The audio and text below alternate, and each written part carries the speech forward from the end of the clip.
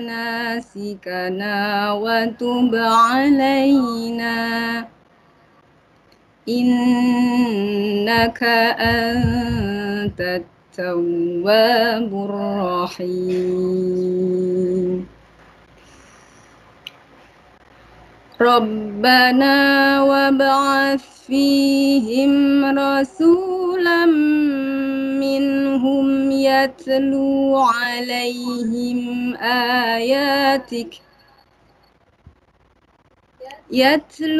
عليهم آياتك ويعلمهم الكتاب والحكمة ويزكيهم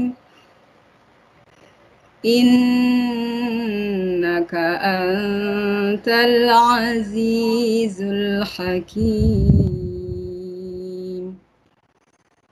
ومن يرغب عن ملة إبراهيم إلا من سفه نفسه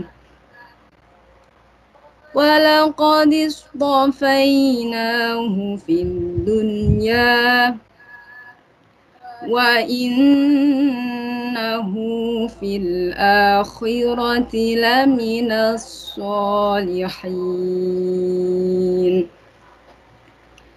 إذ قال له ربه أسلم قال أسلمت لرب العالمين ووصى بها إبراهيم بنيه ويعقوب يا بني إن الله اصطفى لكم الدين فلا تموتن إلا وأنتم مسلمون أم كنتم شهداء إذ حضر يعقوب الموت إذ قال لبنيه ما تعبدون من بعدي قالوا نعبد إلهك وإله آبائك إبراهيم وإسماعيل إله آبائك إبراهيم وإسماعيل وإسحاق إلها واحدا ونحن له مسلمون صدق الله العظيم. Assalamualaikum warahmatullahi wabarakatuh.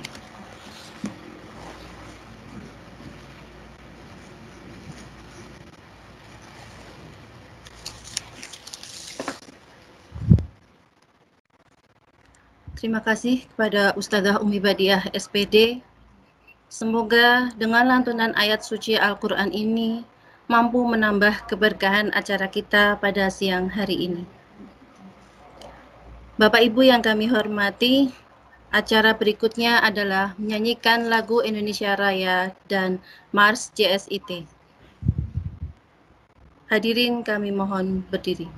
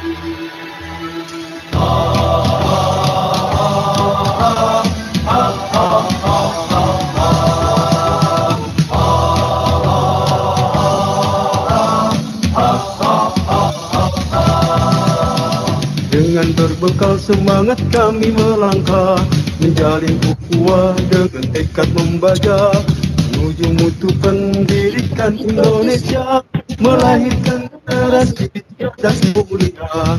Dengan berbekal semangat kami melangkah, menjalin ukhuwah dengan tekad membaca, menuju mutu pendidikan Indonesia, melahirkan generasi cerdas mulia. Kami jaringan sekolah Islam terpadu, sambut masa depan wajah Indonesia baru, bersama tinggikan martabat dan citra guru, Indonesia pasti maju. Kami jaringan sekolah Islam terpadu, sambut masa depan wajah Indonesia baru, bersama tinggikan martabat dan citra guru, Indonesia pasti maju. Di sinilah tempat kami berkarya, menggapai harapan, meraih cita-cita, sebagai penggerak dan pemberdaya bangsa, wujudkan masyarakat adil dan sejahtera. Di sinilah tempat kami berkarya, menggapai harapan, meraih cita-cita, sebagai penggerak dan pemberdaya bangsa, wujudkan masyarakat adil dan sejahtera. Kami jaringan sekolah Islam terpadu, bangkit serentak menyongsong peradaban baru, bulatkan tekad bercita membangun bangsa, Indonesia akan berjaya. Kami jaringan sekolah Islam terpadu, bangkit serentak menyongsong peradaban baru, bulatkan tekad bercita membangun bangsa, Indonesia akan berjaya. Indonesia akan berjaya.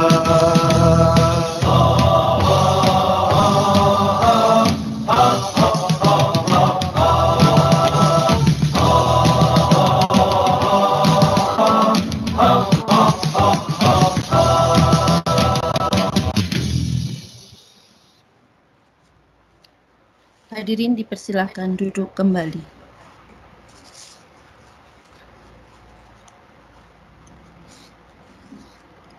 Memasuki acara yang keempat, yaitu sambutan-sambutan.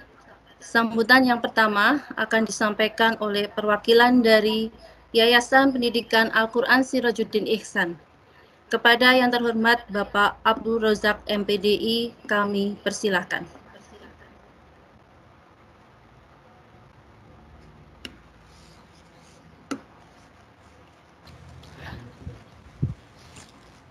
Assalamualaikum warahmatullahi wabarakatuh.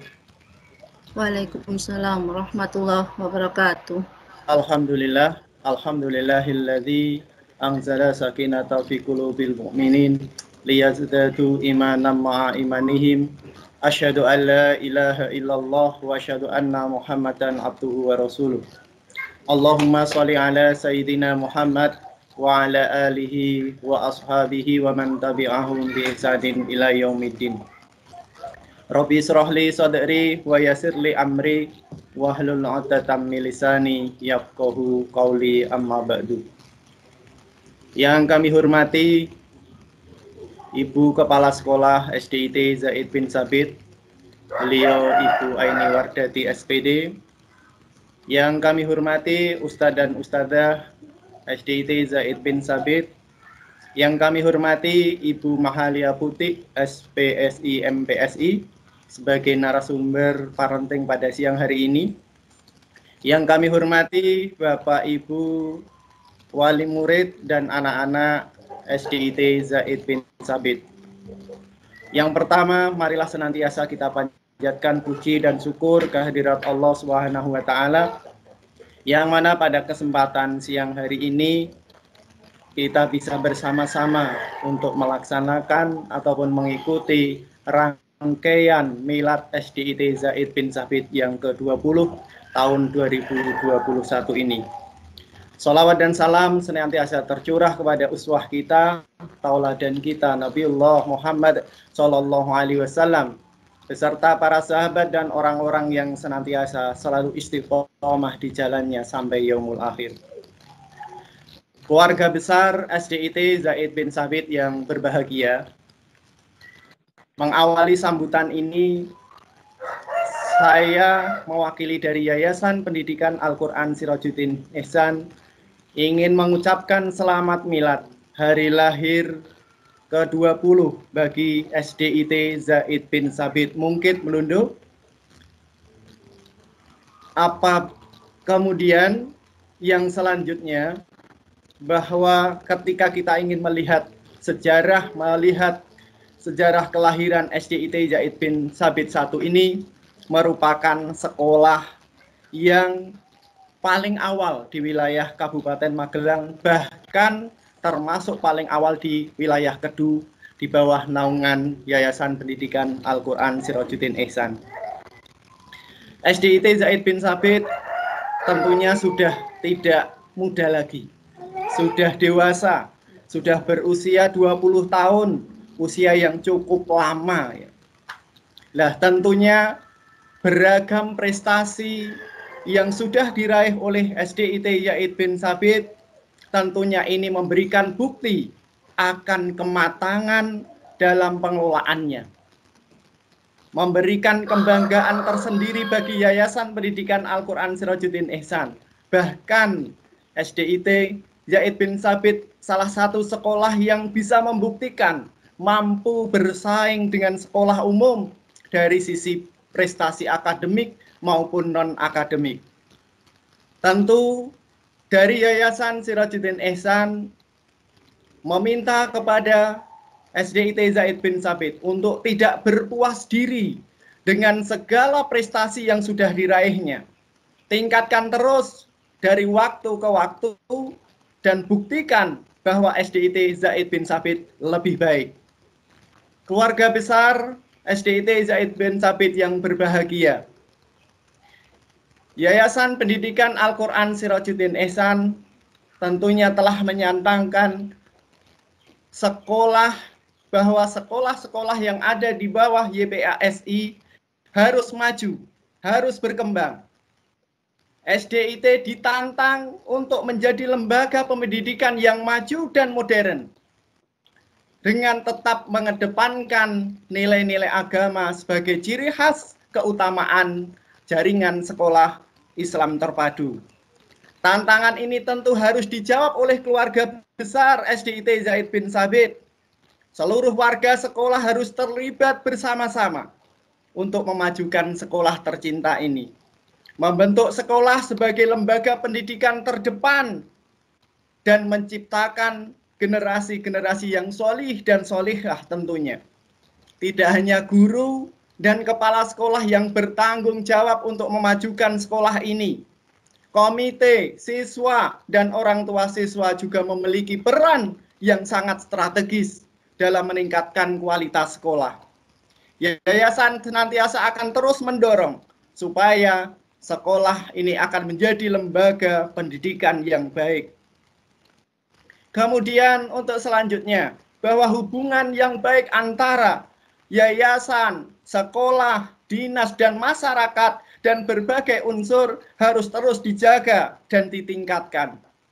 Melalui momen yang berbahagia ini, Yayasan Pendidikan Al-Quran Sirajuddin Ihsan meminta agar senantiasa melakukan inovasi dalam pengelolaan lembaga sekolah ini.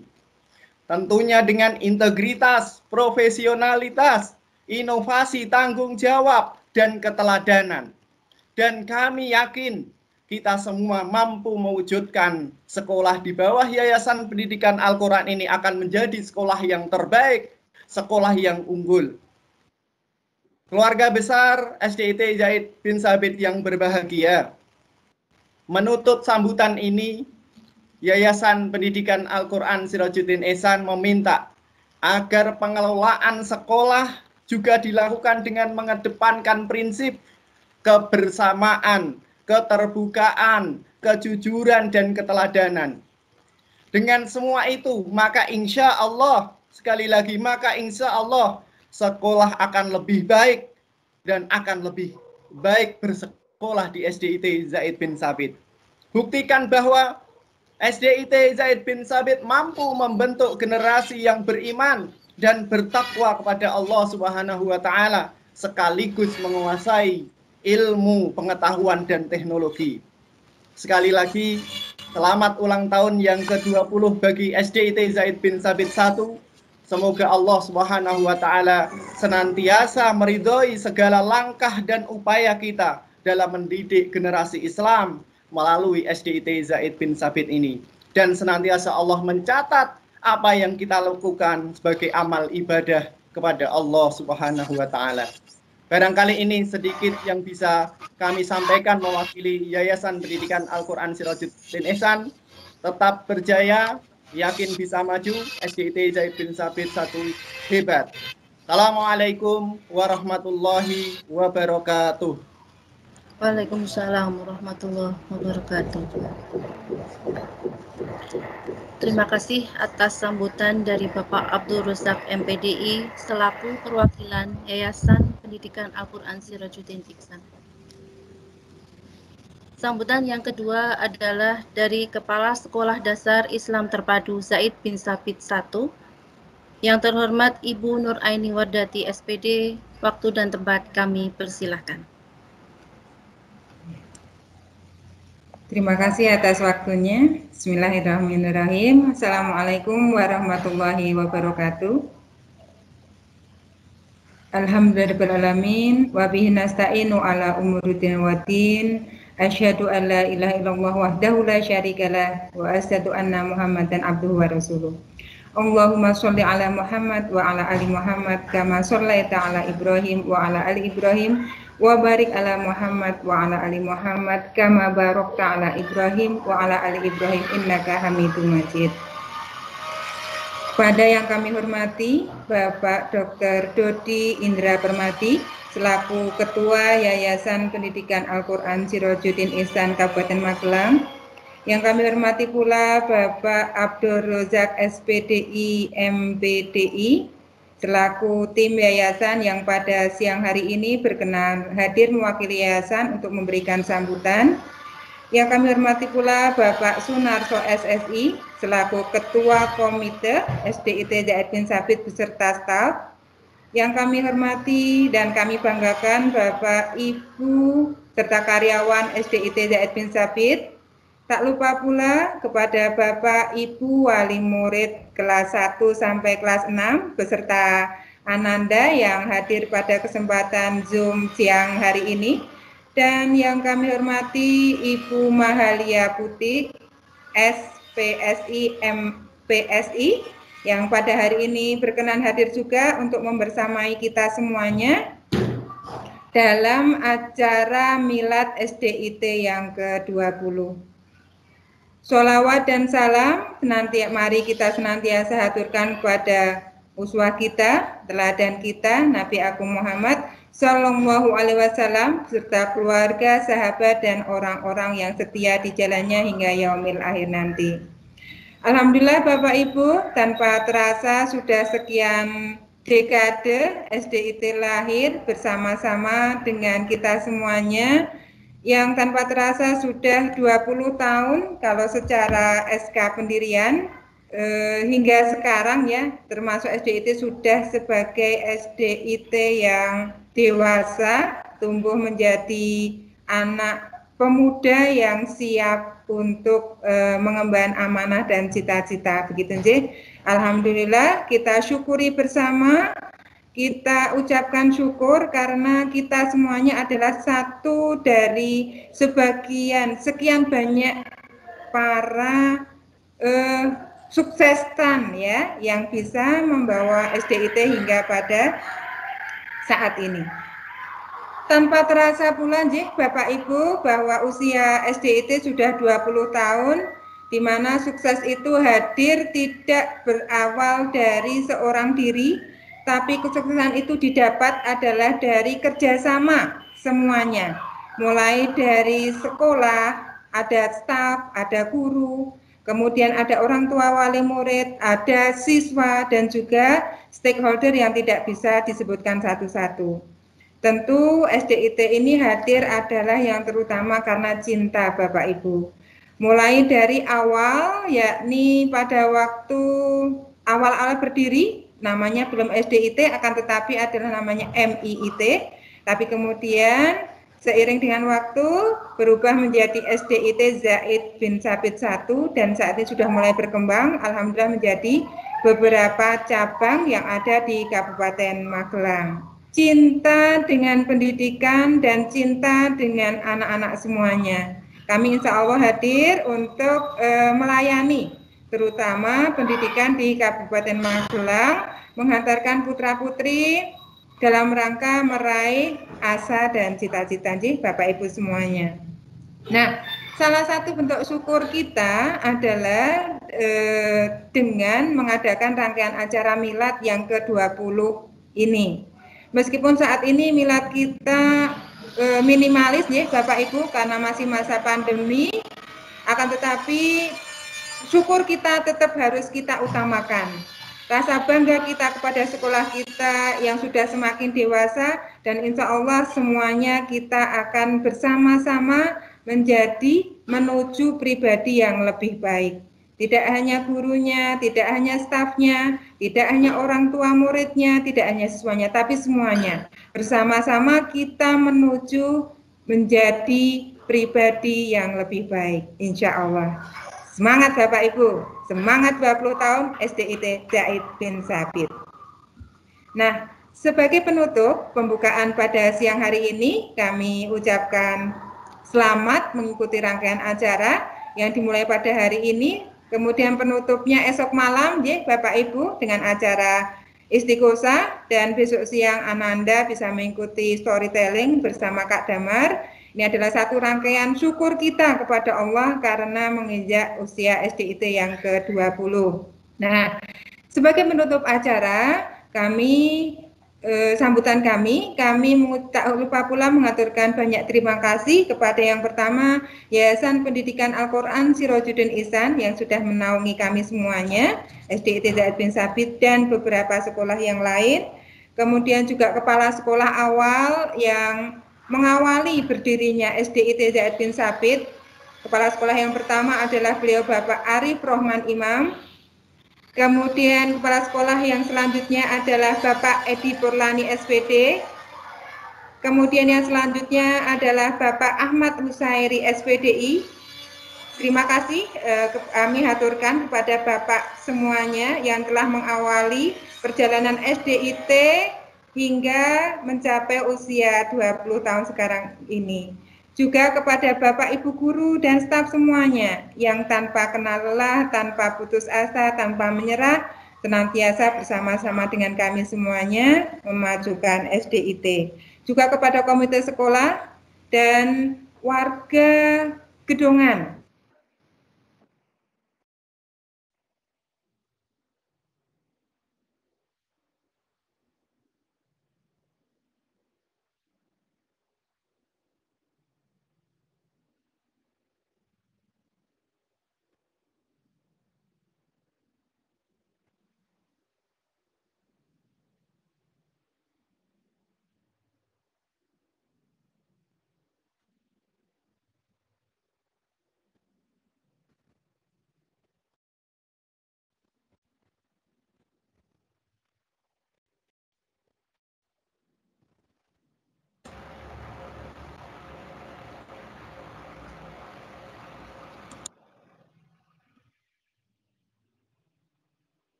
Mohon maaf sebentar Bapak Ibu.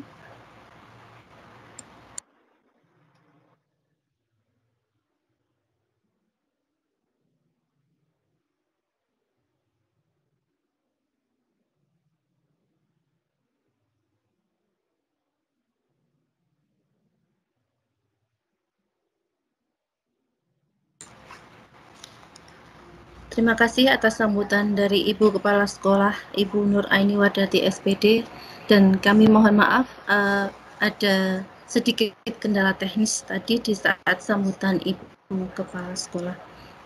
Selanjutnya, acara yang kelima adalah acara inti, yakni seminar parenting dengan tema Keluarga Hebat Bahagia Dunia Akhirat bersama Ibu Mahalia Putih SPSI MPSI. Acara seminar ini akan dipandu oleh Ibu Kristi Yulistian AMD selaku moderator. Kepada Ibu Kristi Yulistian AMD, kami serahkan sepenuhnya guna memandu jalannya seminar parenting sekaligus memandu diskusi pada kesempatan siang hari ini.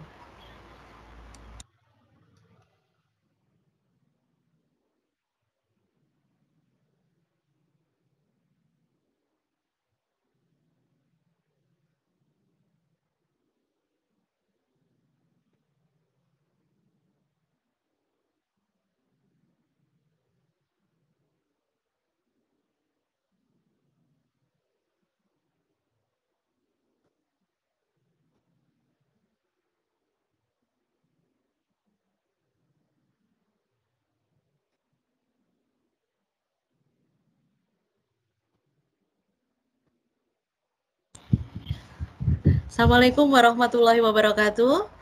Alhamdulillahirabbil alamin wassalatu wassalamu ala asrofil anbiya'i wal mursalin sayyidina Muhammadin wa ala alihi washabbihi ajmain.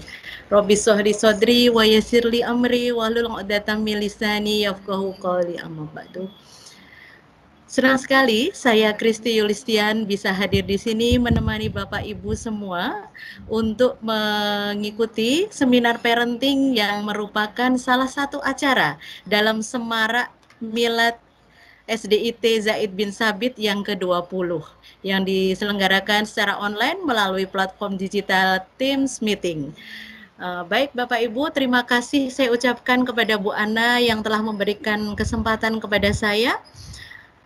Sebelumnya izinkan saya menyapa Bapak Ibu semua. Yang saya hormati Bapak Abdul Rozak MPDI selaku perwakilan dari Yayasan Pendidikan Al-Quran Sirajuddin Ihsan. Kemudian yang saya hormati Ibu Nur Aini Wardati SPD selaku Kepala Sekolah dari SDIT Zaid bin Sabit. Dan yang saya hormati Bapak Sunarso SSI sebagai Ketua Komite SDIT Zaid bin Sabit, dan yang sangat saya hormati Ibu Mahalia Putih PSI MPSI. Dan yang saya tak lupa saya ucapkan banyak sekali terima kasih kepada bapak-bapak dan ibu-ibu yang telah bergabung di sini dalam acara seminar parenting di Semarak Milad SDIT Zaid bin Sabit yang ke-20. Baiklah, nah hari ini pada hari Sabtu tanggal 23 Januari 2021 ini kita akan duduk bersama dalam wadah diskusi. Kita akan saling berbagi pengalaman, saling berbagi informasi ya mengenai banyak hal nanti ya Ibu ya. Keluarga bahagia adalah keluarga yang diimpikan oleh semua orang. Keluarga hebat yang selamat dunia akhirat adalah tujuan semua orang. Nah, bagaimana kita mau menuju ke arah situ? Nanti kita akan bersama-sama menggali ilmu dari narasumber kita yang luar biasa sekali ilmunya, dengan Ibu Mahalia Putih SPSI MPSI. Kata orang tak kenal maka tak sayang maka tak cinta. Ya Bu ya. Hari ini saya izinkan saya untuk membacakan CV dari Ibu Mahalia Putih. Beliau lahir di Tanjung Karang pada tanggal 21 November tahun 1975. Pendidikan beliau lulus S1 Psikologi UMS pada tahun 2000, kemudian beliau juga lulus S2 Magister Psikologi UMS pada tahun 2011. Kegiatan beliau saat ini adalah sebagai praktisi psikologi keparentingan. Beliau juga penggiat disleksia Parent Support Group wilayah Kedu. Kemudian beliau juga penggiat talent mapping wilayah Keresidenan Kedu, dan beliau juga seorang practitioner Point of View Indonesia, dan beliau adalah Ketua Sinergi Parenting dan Psikologi Community Wilayah Karesidenan Kedu.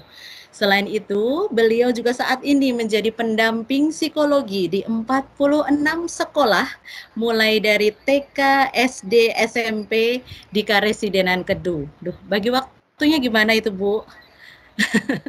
Luar biasa sekali. Nah, saat ini beliau telah dikaruniai 3 orang putra dan putri.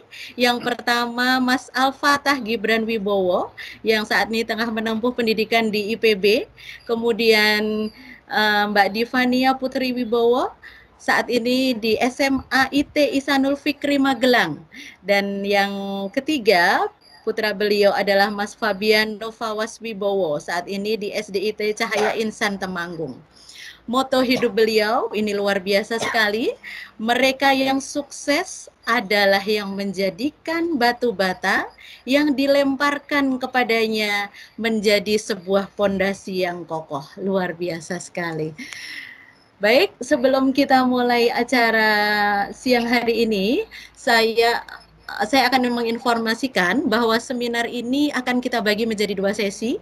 Yang pertama adalah sesi penyampaian materi, dan yang kedua nanti adalah sesi diskusi atau tanya jawab. Nah, Bapak Ibu selagi menyimak Ibu Mahalia Putih nanti bisa sambil mengajukan pertanyaan melalui chat yang sudah tersedia. Ya, baiklah tanpa berpanjang kata kita sambut pemaparan materi dari Ibu Mahalia Putih. Silakan Ibu, monggo. Oke, ya baik. Terima kasih Ustazah Kristi. Bismillahirrahmanirrahim. Assalamualaikum warahmatullahi wabarakatuh. Waalaikumsalam warahmatullahi wabarakatuh. Alhamdulillah wa syukurillah. La haula wala quwata illa billah. Asyhadu an la ilaha illallah wa asyhadu anna Muhammadar Rasulullah. Robbi shrahli sadri wa yassirli amri wahlul 'uqdatam min lisani yafqahu qawli. Yang saya hormati Bapak Ketua Yayasan Pendidikan Al-Quran Sirojudin Ihsan, Bapak Dr. Dodi Indra. Yang saya hormati tim yayasan yang tadi sudah memberikan kita semangat yang luar biasa, Bapak Abdul Rojak. Yang saya hormati Ibu Kepala Sekolah SDIT Zaid bin Sabit 1, Ibu Nuraini Wardani. Yang saya hormati Bapak Ketua Komite, Bapak Sunarso. Yang saya banggakan teman-teman ustadz-ustadzah yang pada kesempatan kali ini ikut bergabung ya. Dan yang saya hormati seluruh rekan-rekan, ayah bunda, wali murid dari putra-putri kita yang saat ini sedang bersekolah di SDIT Zaid bin Sabit 1. Terima kasih juga buat Ustazah Kristi Yulistian. Yeah. Yang sudah memperkenalkan saya di depan ya. Alhamdulillah, semoga acara kita diberi kelancaran ya. Sebelumnya teman-teman semua, marilah sama-sama kita panjatkan puji dan syukur kehadirat Allah Subhanahu wa Ta'ala, karena berkat rahmat dan hidayahnya kita dapat bersilaturahim meskipun melalui virtual di kegiatan Semarak Milad ke-20 SDIT Zaid bin Sabit 1 ya. Jadi memang betul ya, tadi Pak Abdul Razak mengatakan ini bukan usia yang muda, ini usia yang hampir masuk ke usia dewasa ya. Semoga SDIT Zaid bin Sabit 1 ke depannya semakin baik, semakin berkontribusi yang positif kepada masyarakat ya, dan bisa mencetak siswa-siswanya bisa mencetak lulusan-lulusan yang cinta dengan Al-Quran. Amin. Sholawat serta salam juga tidak lupa kita haturkan kepada Nabi junjungan kita, Nabi besar Muhammad Sallallahu Alaihi Wasallam, uswah hasanah kita yang sangat kita nantikan syafaatnya di yaumil akhir. Baik, terima kasih. Saya senang sekali pada siang hari ini mendapat satu kehormatan ini. Ini adalah satu kesempatan emas ya untuk bisa saling berbagi dan bersilaturahim di sini dalam kegiatan ini. Dan alhamdulillah, semoga kita semua selalu diberi kesehatan mesti di situasi yang pandemi ini. Kira-kira kita sudah berapa lama ya ini ya teman-teman di situasi pandemi ini?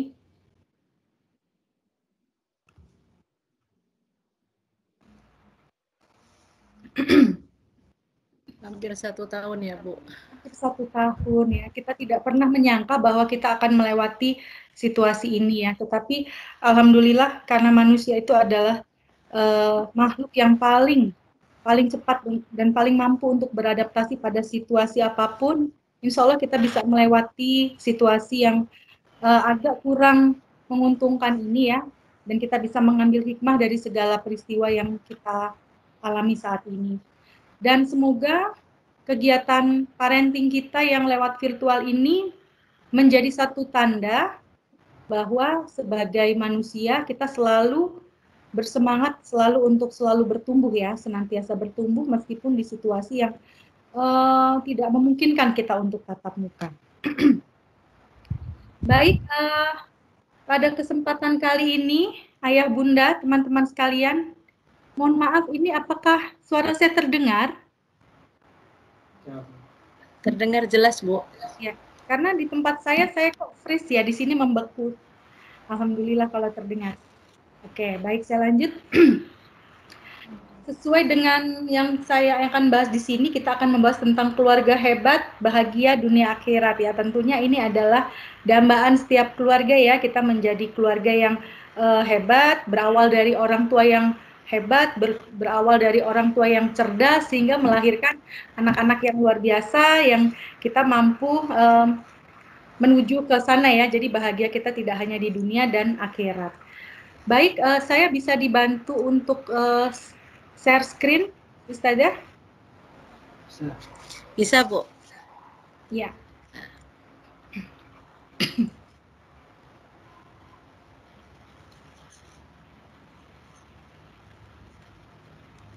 Sudah, Ibu? Ya. Di slide pertama ini, setelah judul ya Ustazah ya, setelah judul, di slide pertama, kita akan membahas tentang sebetulnya kenapa kok kita harus belajar ilmu parenting. Selama ini kan kita sering mendengar tuh parenting ya, bukan hal yang baru lagi gitu ya. Selama ini banyak sekali mungkin bacaan-bacaan kita atau mungkin tulisan-tulisan yang membahas mengenai keparentingan gitu. Sebetulnya apa sih tujuan kita mengadakan kegiatan ini? Tujuan kita belajar ilmu parenting itu sebetulnya apa? Di slide pertama saya, di situ ada tujuan Allah menciptakan kita di dunia ini adalah dunia adalah tempat kita beribadah kepada Allah Subhanahu wa taala. Jadi, misi hidup itu digunakan untuk beribadah. Dan aku tidak akan menciptakan jin dan manusia melainkan supaya mereka beribadah kepadaku gitu ya. Di situ di dalam surat Az-Zariyat ayat 56, di situ jelas banget bahwa tujuan Allah menciptakan manusia di muka bumi ini tidak lain dan tidak bukan adalah untuk beribadah. Tetapi ibadah di sini yang dimaksud adalah ibadah dalam arti yang sangat luas, bukan arti yang sempit ya. Arti yang luas itu artinya tidak hanya sekedar dia sholat, puasa, bersedekah, tilawah, murojaah dan sebagainya. Tetapi apapun yang kita lakukan dalam keseharian, apapun yang kita lakukan setiap hari dari mulai kita bangun tidur sampai kita tertidur kembali di malam harinya, itu betul-betul kita lillah gitu ya. Apapun yang kita lakukan itu diniatkan sebagai ibadah. Bagi ibu rumah tangga yang di rumah mungkin mengurus kebutuhan anak, ngurusin rumah dan sebagainya, itu pun juga dicatat sebagai ibadah. Pertemuan kita kali ini yang kita berniat kita akan tolabul ilmi di sini pun ini juga diartikan sebagai satu ibadah jika kita memang melakukannya karena lillah, karena Allah Ta'ala gitu ya. Jadi apapun sebetulnya ya, apalagi ketika kita mengurus anak-anak kita, apalagi ketika kita mengelola anak-anak kita, ngurus pasangan kita, rumah dan sebagainya, tentu saja ketika kita ikhlas melakukannya itu dinilai sebagai satu ibadah. Jadi seperti itu. Jadi luar biasa Allah itu sudah memberikan rezeki pahala kepada manusia itu luar biasa sekali ya.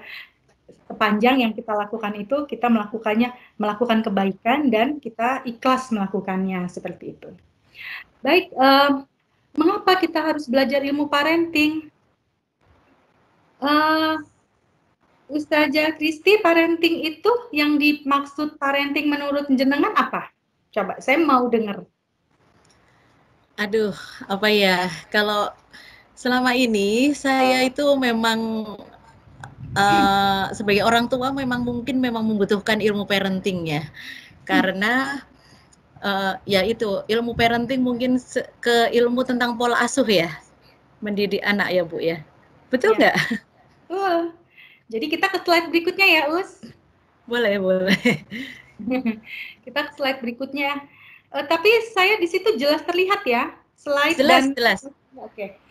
Mengapa kita perlu belajar ilmu parenting? Yang pertama, kita tahu bahkan Ali bin Abi Thalib pernah memiliki quote yang mungkin banyak orang tua tahu ya, bahwa didiklah anakmu sesuai dengan zamannya karena ia hidup bukan di zaman kita gitu ya. Jadi kenapa kok kita harus belajar? Karena belajar itu tidak hanya penting bagi anak-anak, tapi juga penting bagi orang tua. Orang tua pun juga harus belajar karena masanya sudah beda.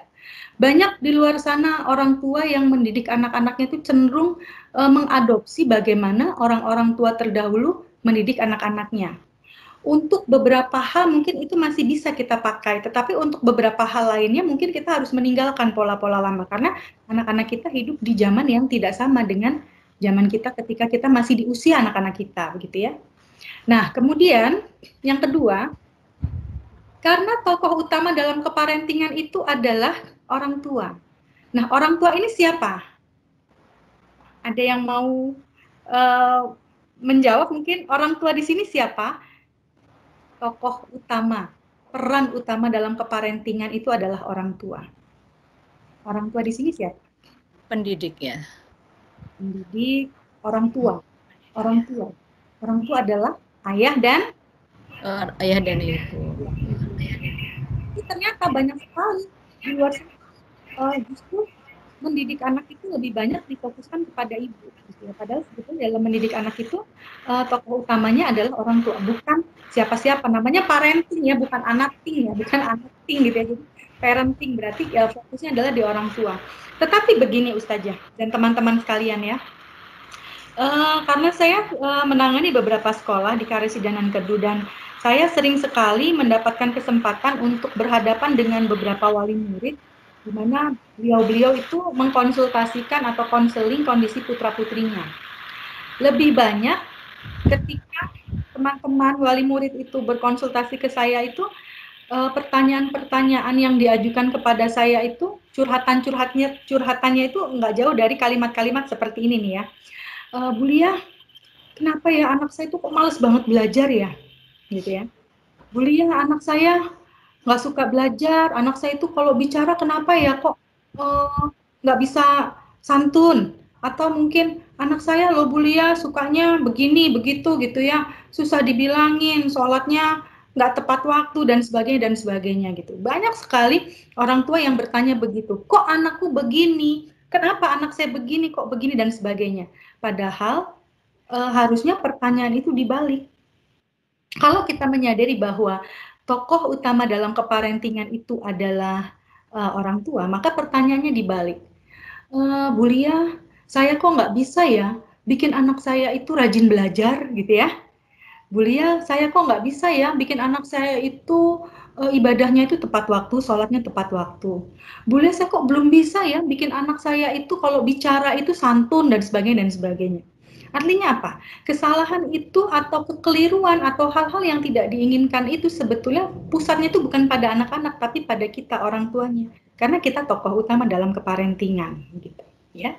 Kemudian yang berikutnya, tidak ada sekolah bagi orang tua, namun kita bisa belajar jadi orang tua. Kita tahu ya, kita nggak punya nih sekolah untuk orang tua itu nggak ada gitu ya. Mau jadi dokter ada sekolahnya, mau jadi guru ada sekolahnya, tapi mau jadi orang tua itu kita nggak ada sekolahnya. Padahal sebetulnya menjadi orang tua itu kan nggak ada cutinya ya usia ya teman-teman ya nggak ada cutinya mau jadi orang tua itu. Jadi sekali menjadi orang tua maka selamanya dia akan menjadi orang tua, nggak ada cuti, nggak ada resign dan sebagainya. Nah, kenapa kita harus belajar ilmu parenting? Karena tugas mendidik anak adalah tugas orang tua. Nah, jadi ini kalau kita kaitkan pada kondisi yang pandemi sekarang ini nih ya, teman-teman, ayah bunda sekalian, kita sudah melewati pandemi ini hampir 1 tahun, hampir ketemu Maret lagi kita ya. Dan selama 1 tahun ini, bagaimana nih perasaan teman-teman nih, perasaan ayah bunda ketika mendampingi putra-putrinya di rumah? Kita yang tanpa bekal mengajar, yang selama ini mungkin kita lebih banyak tahu beres gitu ya, anak-anak itu pulang ke rumah tahu-tahu udah bawa oleh-oleh hafalan, udah bawa oleh-oleh ilmu pengetahuan dan sebagainya, dia tahu adab makan dan sebagainya, dia tahu bagaimana bicara yang baik, hafal banyak bacaan-bacaan itu dari sekolah gitu ya. Dan sekarang setelah bulan Maret itu, pandemi ini membuat kita harus menghandle semuanya di rumah gitu loh. Laporan yang saya terima, ada yang orang tuanya tuh, saya tuh merasa stres gini, pandemi ini kapan lewat gitu ya. Betul sekali, banyak yang seperti itu. Jadi itu kalau ada orang tua yang curhat seperti itu ke saya itu bukan masalah satu orang gitu, hampir semua orang tua merasakan hal yang sama begitu ya. Ini gimana sih, kapan pandemi kok nggak lewat-lewat? Susah, repot, hafalannya hilang dan sebagainya gitu ya. Terus di rumah itu jadi nggak terkontrol, anak-anak tuh main HP terus, gadget dan sebagainya, susah dibilangin dan sebagainya. Jadi kayak orang tua tuh kayak menderita banget di kondisi pandemi ini. Nah, baik, saya coba untuk mengurai masalah ini ya teman-teman ayah bunda ya. Tugas mendidik anak adalah tugas orang tua sepenuhnya. Di dalam Al-Quran, tugas mendidik anak adalah tugas orang tua, bukan tugas guru, bukan tugas ustazah gitu ya. Jadi hikmah pandemi yang bisa kita ambil di sini adalah, Allah itu maha baik. Allah itu sedang berupaya untuk mengembalikan fitrah keparentingan kita, fitrah kepengasuhan kita, tugas kita menjadi orang tua. Gitu ya. Karena selama ini kita mungkin beberapa dari banyak orang tua di luar sana itu abai terhadap pendidikan anaknya karena merasa aku kan sudah nyekolahin anakku di sekolah yang berbayar gitu. Jadi merasa bahwa dirinya ini boleh-boleh aja memindahkan tanggung jawabnya ke sekolah gitu ya. Jadi seperti itu. Nah, begitu pandemi langsung bingung begitu kan.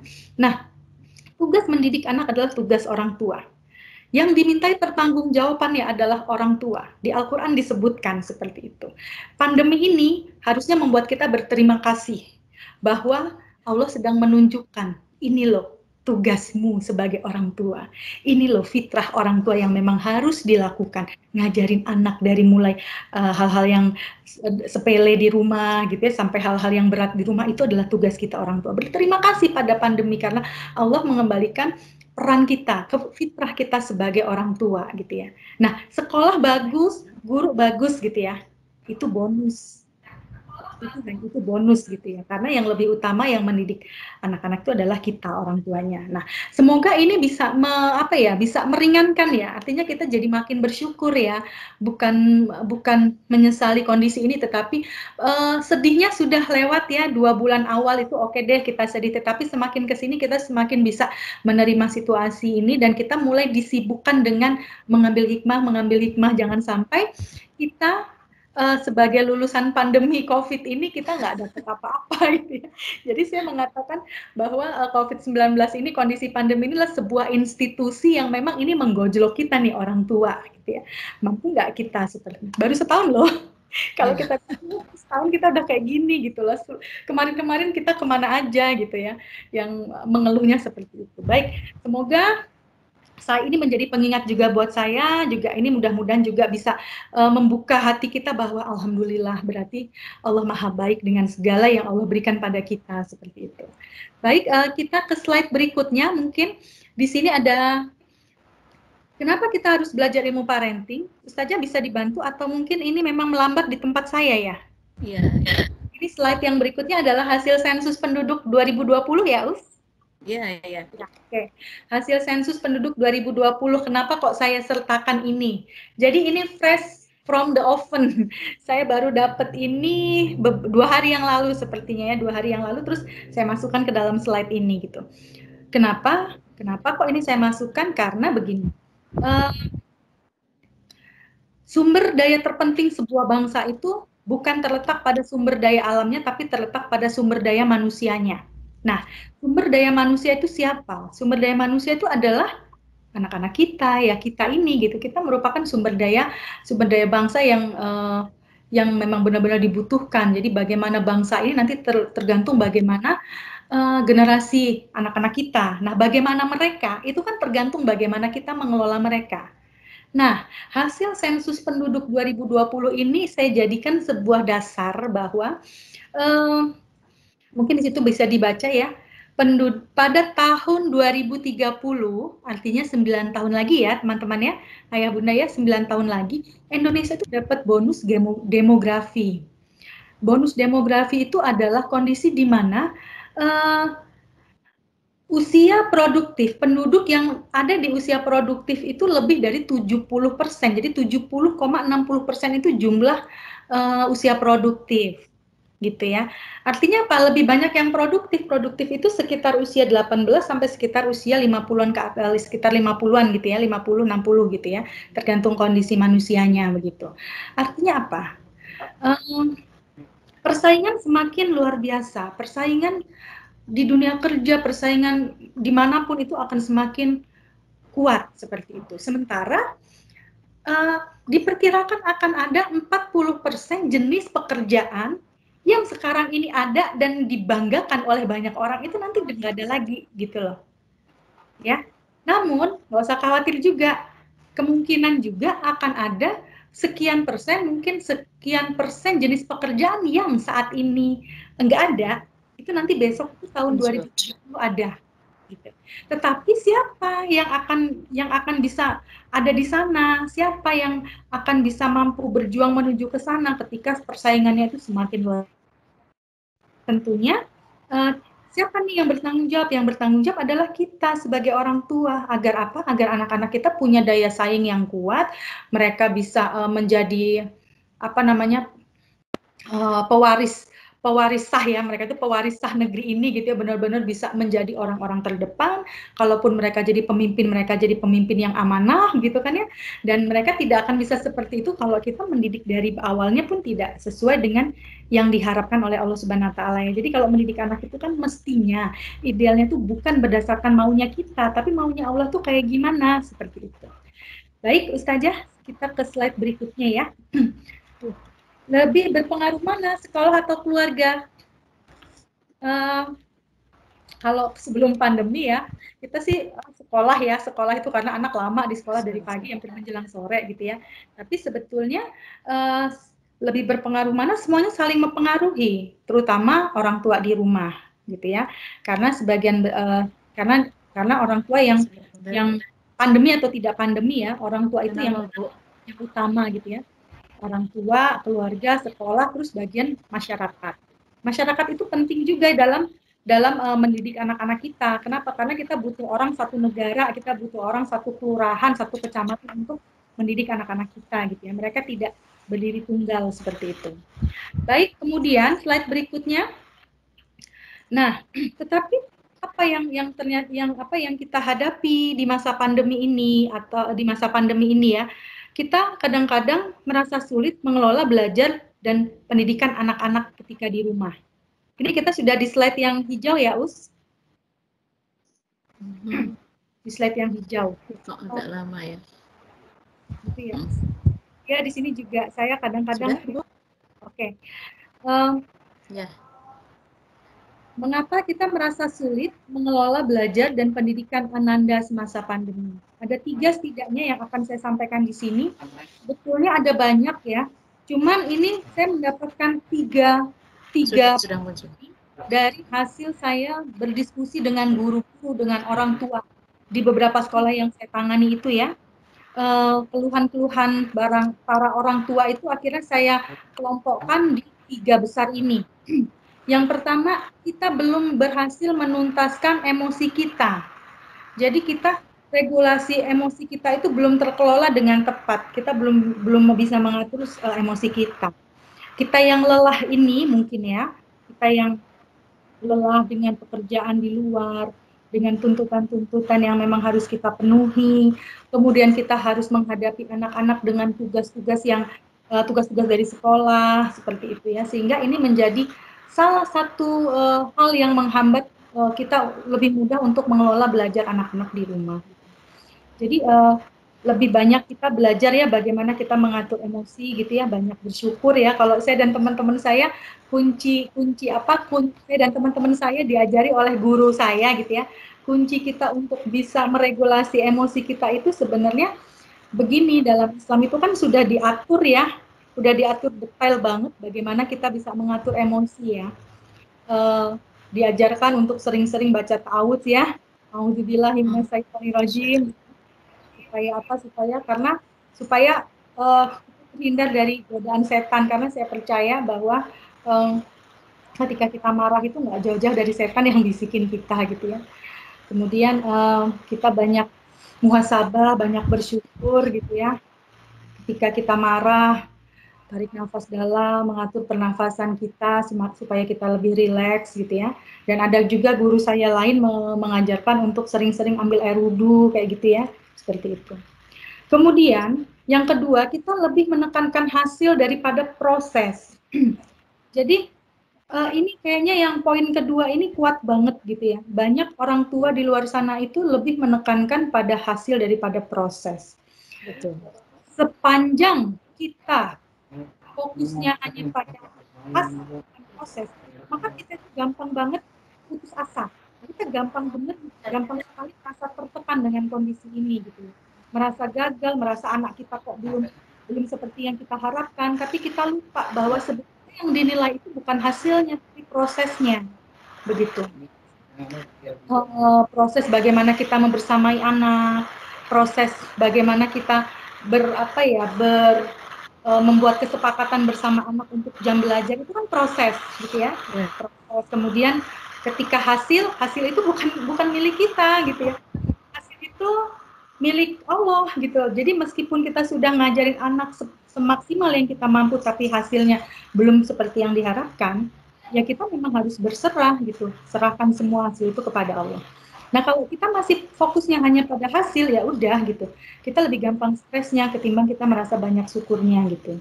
Jadi kalau di poin kedua ini saya bisa menganalogikan ya, bahwa menganalogikan agar kita tidak pernah merasa menjadi orang tua yang gagal ya. Saya menganalogikannya kisah Nabi Nuh. Nabi Nuh dengan kisah perahu besarnya, yang kita tahu Nabi Nuh itu seperti apa, solihnya ya, patuhnya kepada Allah itu seperti apa, dan seberapa dia kuatnya dia berusaha mengajak anak dan istrinya untuk memeluk agama Islam, untuk kembali pada fitrah iman Islamnya. Tapi kenyataannya sampai pada saat itu ternyata ini merasa karena istri dan anak-anaknya juga kembali ke fitrah iman Islamnya gitu. Tapi Allah ketika itu mengingatkan bahwa ada sesuatu hal itu yang di luar kuasa kita. Tugas kita hanya berupaya, berikhtiar gitu. Dan tidak bisa juga kita mengatakan Nabi Nuh itu adalah ayah yang gagal karena tidak berhasil menarik anak dan istrinya untuk kembali pada fitrah iman Islamnya begitu. Nah, ini analoginya seperti itu ya. Jadi ketika kita sudah ngajarin anak macam-macam tapi ternyata anak itu susah pahamnya dan sebagainya, bukan berarti kita orang tua yang gagal gitu. Kita hanya butuh menyadari bahwa Allah sedang menitipkan pahala sabar lewat anak-anak kita, seperti itu ya. Dan tugas orang tua di dunia ini kan sebetulnya yang pertama memperbaiki kesalahan, yang kedua adalah menggenapkan ikhtiar karena hasil bukan milik kita, seperti itu. Jadi kita ini aja ya ayah bunda ya, saya ngajak ayah bunda untuk kita menekankan proses daripada hasil ya. Kemudian yang ketiga, kita terlalu meremehkan impact kita sebagai orang tua. Kita terlalu melemahkan diri kita.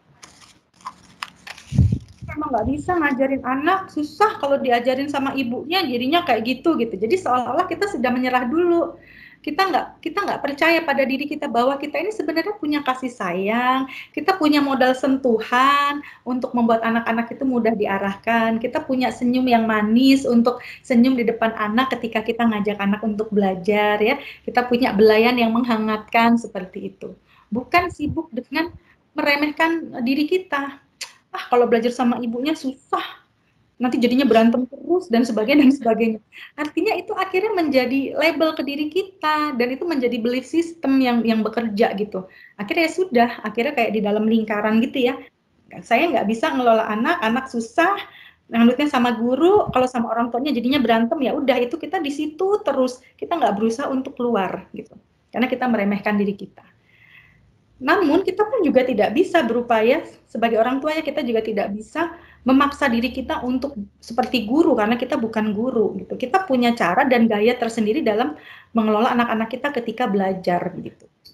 Baik, yang berikutnya, slide berikutnya, sebab anak sulit belajar pada masa pandemi ini ya. Ada 3, ini juga hasil saya kerucutkan dari berbagai persoalan yang dihadapi di lapangan. Tercipta persepsi yang keliru tentang belajar. Jadi belajar itu sesuatu yang nggak enak, gitu ya. Anak itu mempersepsikan belajar itu sesuatu yang nggak nyaman. Nek belajar aku nggak bisa, mesti aku seneni, mesti aku dimarahin sama ibuku, gitu. Mesti bapakku marah dan sebagainya. Jadi persepsi belajar itu tidak menyenangkan. Anak-anak jadi punya mindset tentang belajar yang keliru seperti itu. Kemudian yang kedua, orang tua memberi target terlalu tinggi.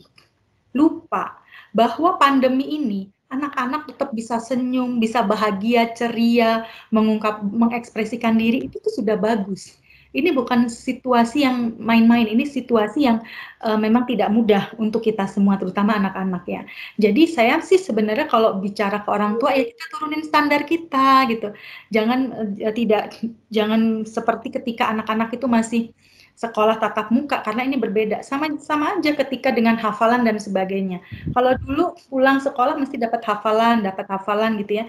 Tapi mungkin kalau saat ini anak itu mempertahankan hafalan yang dipunya aja, itu dia butuh effort yang kuat seperti itu ya. Jadi mungkin targetnya nggak yang seperti di sekolah, tetapi mungkin kita bisa menjaganya dengan sering-sering memperdengarkan anak hafalan-hafalan itu, entah lewat HP, entah lewat speaker, sekarang banyak dijual ya. Jadi seperti itu. Jadi meskipun anak itu sedang asik main Lego, main puzzle, atau main pasaran dan sebagainya, didengerin aja. Walaupun dia nggak ikut bunyi-bunyi, walaupun anak kita nggak ikut menghafal, nggak terlihat kalau dia ikut menghafal, tapi percaya insya Allah audionya itu mendengar, menyerap. Saraf-saraf yang ada di otaknya itu ikut bekerja seperti itu ya. Kemudian belajar tidak bahagia. Nah, siapapun insya Allah saat ini sepakat ya bahwa bahagia itu menjadi obat pada segala macam kondisi ya. Meningkatkan imun meningkatkan imun juga ya usia ya teman-teman. Kemudian ada banyak penelitian yang mengatakan bahwa belajar itu kalau nggak bahagia ya susah masuk, dan penelitian-penelitian itu banyak yang kesimpulannya itu adalah semakin bahagia seseorang anak ketika belajar, maka dia akan semakin mudah untuk menyerap informasi. Nah itu dipegang aja gitu. Jadi sebelum belajar ya bikin bahagia dulu gitu ya, dibikin bahagia dulu, dibikin senang dulu. Dan kita sebenarnya punya sarana untuk membahagiakan anak sebetulnya. Ada banyak hal gitu ya. Baik, yang berikutnya adalah, nah ini prinsip dalam keparentingan ya, bagaimana agar kita bisa bahagia selalu, keluarga hebat, bahagia dunia akhirat. Itu jangan lupa bahwa kita punya prinsip keparentingan. Jadi yang namanya parenting itu punya banyak sekali prinsip, dan saya hanya 6 yang akan saya share di sini ya, karena banyak sekali, hanya 6 saja, tapi insya Allah ini cukup mewakili ya teman-teman ya. Yang pertama adalah menguatkan fitrah ananda ya, nanti akan kita jelaskan di slide berikutnya. Kemudian berkesadaran atau mindful parenting, kemudian mengutamakan komunikasi yang efektif, keterlibatan ayah dalam kepengasuhan, penuhi tangki cinta, dan penuhi penghargaan atau beri apresiasi. Baik, mungkin kita akan ke slide berikutnya, Us. Slide berikutnya adalah menguatkan fitrah fitrah ananda ya. Jadi di dalam pendidikan fitrah based education ya, pendidikan dasar berbasis fitrah, sebetulnya manusia itu terlahir itu kan bukan kertas kosong ya. Jadi kalau awal-awal saya belajar ilmu psikologi dulu masih psikologi barat yang diutamakan ya, tapi sekarang ilmu itu berkembang, banyak sekali para psikolog itu yang lebih ke psikologi Islami begitu ya. Kalau dulu psikologi barat itu ada teori yang namanya tabula rasa gitu ya. Mungkin kalau ada yang pernah belajar ilmu psikologi tahu ya, teori tabula rasa itu adalah anak yang terlahir ke muka bumi ini, mereka itu sebetulnya kertas putih kosong, nggak ada apa-apanya gitu ya. Nah, semakin ke sini kita semakin belajar, semakin menyadari bahwa manusia terlahir itu bukan kertas kosong. Mereka itu terlahir ke muka bumi ini sudah dengan berbagai fitrah yang dimiliki gitu ya. Allah sudah kasih ya, sudah terinstal Ustazah ya, sudah terinstal berbagai macam fitrah. Ada banyak fitrah, ada fitrah iman, fitrah belajar, bertanggung jawab, fitrah seksualitas, fitrah kasih sayang, fitrah bakat dan sebagainya. Tapi saya tidak akan bahas ini di sini karena ini jadi satu materi sendiri ya. Cuman karena kita sesuai dengan judulnya ya, kita bahagia dunia akhirat ya, maka saya akan share yang fitrah iman Islam yang tadi sempat saya singgung juga ya, menguatkan fitrah ananda. Bukan membentuk, kalau membentuk itu berarti belum ada, tetapi sudah ada tapi dikuatkan gitu ya. Bagaimana kita menguatkan potensi yang sudah Allah berikan pada anak-anak kita. Yang paling utama adalah fitrah iman Islam. Nah, ini sudah dimiliki oleh anak-anak kita bahkan sejak di dalam kandungan. Di dalam surat Al-A'raf ayat 172 di situ, di slide itu sudah ada ya, Us? Apakah sudah di slide fitrah iman Islam, Us? Sudah. Oke, baik. Di tempat saya ini yang lambat. Baik. Dan ingatlah ketika Tuhanmu mengeluarkan keturunan anak-anak Adam dari tulang punggung mereka, dan dia mengambil kesaksian terhadap jiwa mereka. Bukankah aku ini Tuhanmu? Mereka menjawab, betul, kami menjadi saksi supaya di hari kiamatmu tidak mengatakan gitu. Sungguhnya kami itu lalai dari hal itu gitu ya. Dan ini sebenarnya sudah dilakukan, terjadi pada saat janin di dalam kandungan kita itu mulai ditiupkan ruh pertama kali ya. Allah meminta kesaksian kita. Seluruh janin di muka bumi ini tidak terkecuali. Tapi masalahnya anak-anak itu lahir dari rahim siapa? Nah, itu yang akhirnya menjadikan mereka Muslim kah, Yahudi kah, Majusi kah, dan sebagainya ya. Ini sih sebenarnya teman-teman, ayah bunda mesti sudah paham ya. Nah, kuatkan fitrah iman Islamnya gitu ya. Jadi cara menguatkan itu banyak sekali. Kita menyekolahkan anak-anak kita di SDIT Zaid bin Sabit, ini pun salah satu cara kita menguatkan iman Islamnya. Gitu ya. Kita mengajak mereka untuk bersedekah, kita mengingatkan mereka berbaik pada orang lain, sholat bareng bersama keluarga dan sebagainya, melakukan kebaikan, itu salah satu cara kita menguatkan fitrah iman Islamnya seperti itu. Ya, banyak yang saya percaya hal-hal seperti ini pasti teman-teman ayah bunda sudah sering melakukan kepada anak-anaknya ya untuk menguatkan fitrah iman Islamnya. Kemudian ada fitrah lagi yang harus dikuatkan lagi, yaitu fitrah belajar. Ya, saya nggak akan bahas semua ya, saya hanya bahas 2 saja, fitrah iman Islam dan fitrah belajar. Jadi ada fitrah belajar hingga mahir gitu ya. Nah, ini diinstalnya kapan? Apakah ketika anak-anak kita terlahir ke muka bumi ini? Tidak, tapi ini sudah diinstal bahkan sejak dia masih di dalam kandungan. Sejak dalam kandungan ini terbukti loh ya teman-teman, ustazah ya, terbukti sekali fitrah belajar itu sudah diinstal sejak di dalam kandungan. Saya sering melihat anak-anak kecil usia 2 tahun gitu ya, bahkan bicara aja belum jelas, tapi mereka sudah hafal surat-surat di dalam Al-Quran gitu ya, beberapa ayat dalam Al-Quran. Bahkan saya sempat dapat video anak umur sekitar 2 tahun ya, 2 tahun lebih dikit, jalan juga belum, ini dia masih kayaknya belum 2 tahun deh, jalan itu masih rambatan di atas, di pegangan kasur, dia pegang Al-Quran gitu, dia nggak baca, tapi dia sambil ngaji ya, sambil ini tilawah Anaba, padahal Anaba itu dari 1 sampai 4 ayat 40. Mungkin teman-teman ustadz-ustadznya pernah melihat juga video ini ya. Nah, ini kan nggak settingan nih gitu. Anak ini hafal benar gitu. Bahkan teman saya sendiri, anaknya umurnya 1,5 tahun ketika ibunya baca surat Yasin, dia ikut ngikutin dari belakang gitu, meskipun belum jelas. Kenapa kok bisa begini gitu loh? Apa ya? Apakah dijejelin terus tiap hari baca anaba gitu kan? Enggak. Tapi ternyata sejak di dalam kandungan, sang ibu itu sudah membiasakan diri untuk murojaah, tilawah, dan sebagainya. Sehingga si anak yang di dalam kandungan itu sudah merekam. Nah, ini kan adalah belajar ya. Sudah merekam lewat indera audionya, indera pendengarannya yang memang merupakan indera pertama yang berfungsi ketika dia di dalam kandungan gitu. Artinya ini membuktikan, Allah tuh membuktikan bahwa ini loh, ternyata di dalam kandungan itu anak sudah belajar gitu. Itu kenapa para ibu yang hamil itu sudah mulai harus mendidik anaknya sejak di dalam kandungan. Nah, karena anak-anak memiliki fitrah belajar hingga piawai ini juga lah, sebetulnya kita harusnya menyadari bahwa tidak ada satu anak pun di dunia ini yang tidak suka belajar. Pasti mereka suka belajar, pasti. Kalau kita menemukan anak yang tidak suka belajar, pasti ada sebab. Barangkali dia punya prestasi belajar yang buruk, barangkali ketika belajar dalam suasana tidak menyenangkan, barangkali pernah dibanding-bandingkan, ya. Kalau membandingkan diri anak dengan anak lain sebisa mungkin itu dihindari, tetapi kalau membandingkan perilaku anak kita yang sekarang dengan perilaku yang kemarin itu boleh. Jadi membandingkan dengan perilaku dia, gitu ya.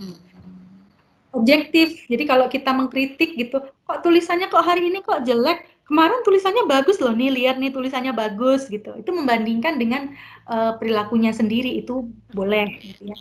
Artinya kita objektif gitu loh, bahwa dia juga pernah melakukan hal yang baik begitu ya. Jadi begitu ya ayah bunda, teman-teman ya, fitrah belajar itu sudah ada. Jadi sebetulnya jangan risau anak kita nggak suka belajar, hanya mungkin dia butuh cara belajar yang lebih menyenangkan, apalagi di situasi pandemi, yang biasanya belajar sama teman, sekarang belajar sendiri, itu kan tetap berbeda gitu ya. Jadi seperti itu. Kemudian yang berikutnya adalah prinsip parenting yang berikutnya adalah mindful parenting. Jadi kepengasuhan yang berkesadaran. Jadi bagaimana kita melakukan kepengasuhan yang berkesadaran atau mindful ya. Mindful parenting adalah proses kepengasuhan yang dilakukan oleh orang tua dengan kesadaran penuh, benar-benar sadar penuh, hadir senyata-nyatanya dan senantiasa terhubung. Jadi bukan ketika kita ngajarin anak, tapi kita pikirannya entah kemana, atau kita berinteraksi dengan teman-teman lewat gadget kita, gitu ya. Nah, seperti itu. Berarti tidak terhubung. Nah, terhubung di sini artinya benar-benar kita totalitas fisik dan jiwa kita ada di situ bersama anak-anak, gitu ya.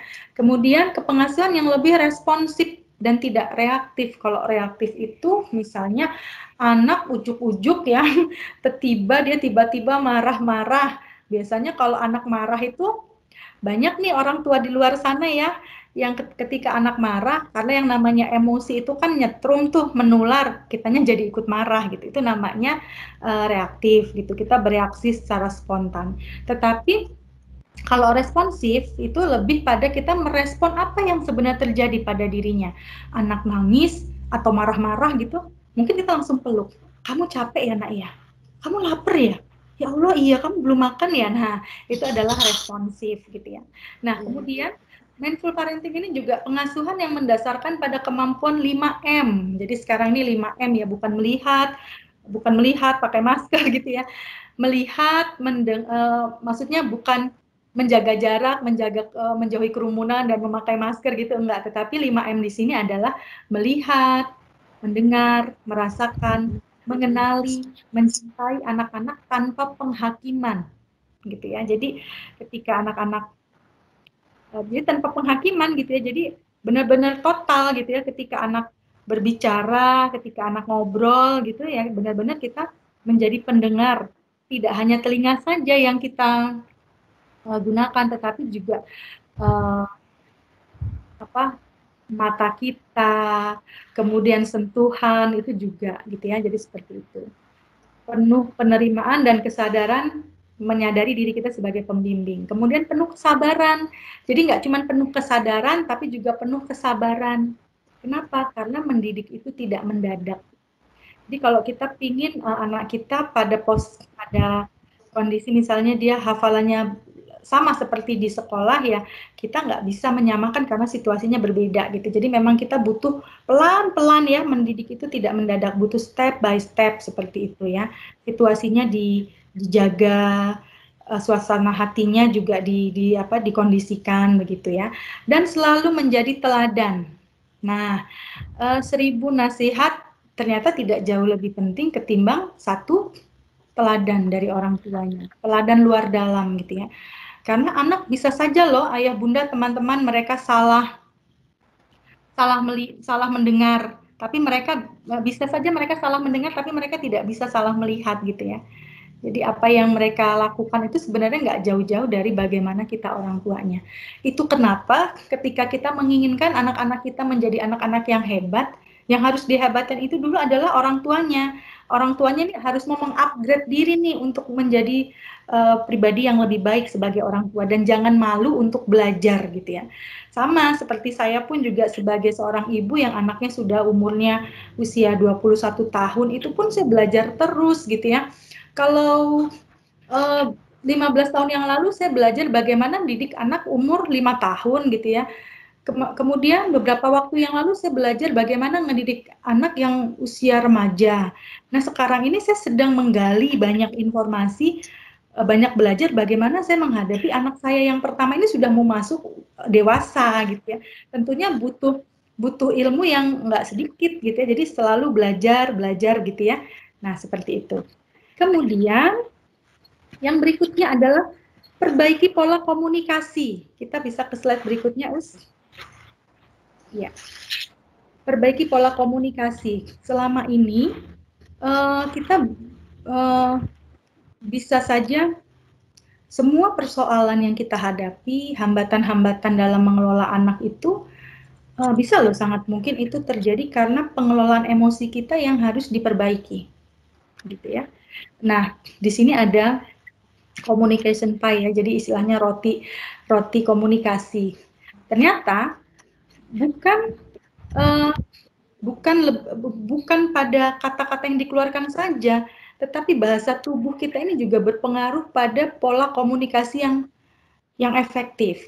Ketika kita ngobrol sama anak, kata-kata kita sudah bagus, tetapi dengan posisi tubuh wajah yang dingin tanpa senyum itu kemungkinan tidak sulit untuk diterima oleh anak-anak. Jadi yang terbaik adalah bahasa tubuh kita itu harus juga dikelola gitu ya.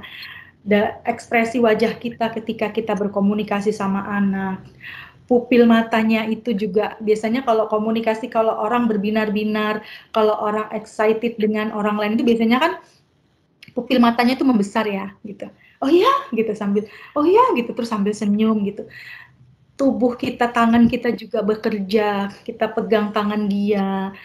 Tidak hanya telinga saja, jadi seluruh indera itu kita pakai untuk bisa merespon ketika kita berkomunikasi dengan anak-anak ya. Kemudian 55% itu bahasa tubuh, berarti lebih banyak ya. Kemudian 38 nada dan suara kita. Kata-katanya baik, tetapi nada dan suara kita kurang tepat, itu juga akan berpengaruh. Baru kemudian kata-kata. Jadi kata-kata itu ternyata hanya 7% gitu ya. Kata-katanya sederhana, tetapi bahasa tubuh kita mendukung, nada dan suara kita mendukung, nah itu akan menjadi komunikasi yang efektif bagi anak-anak.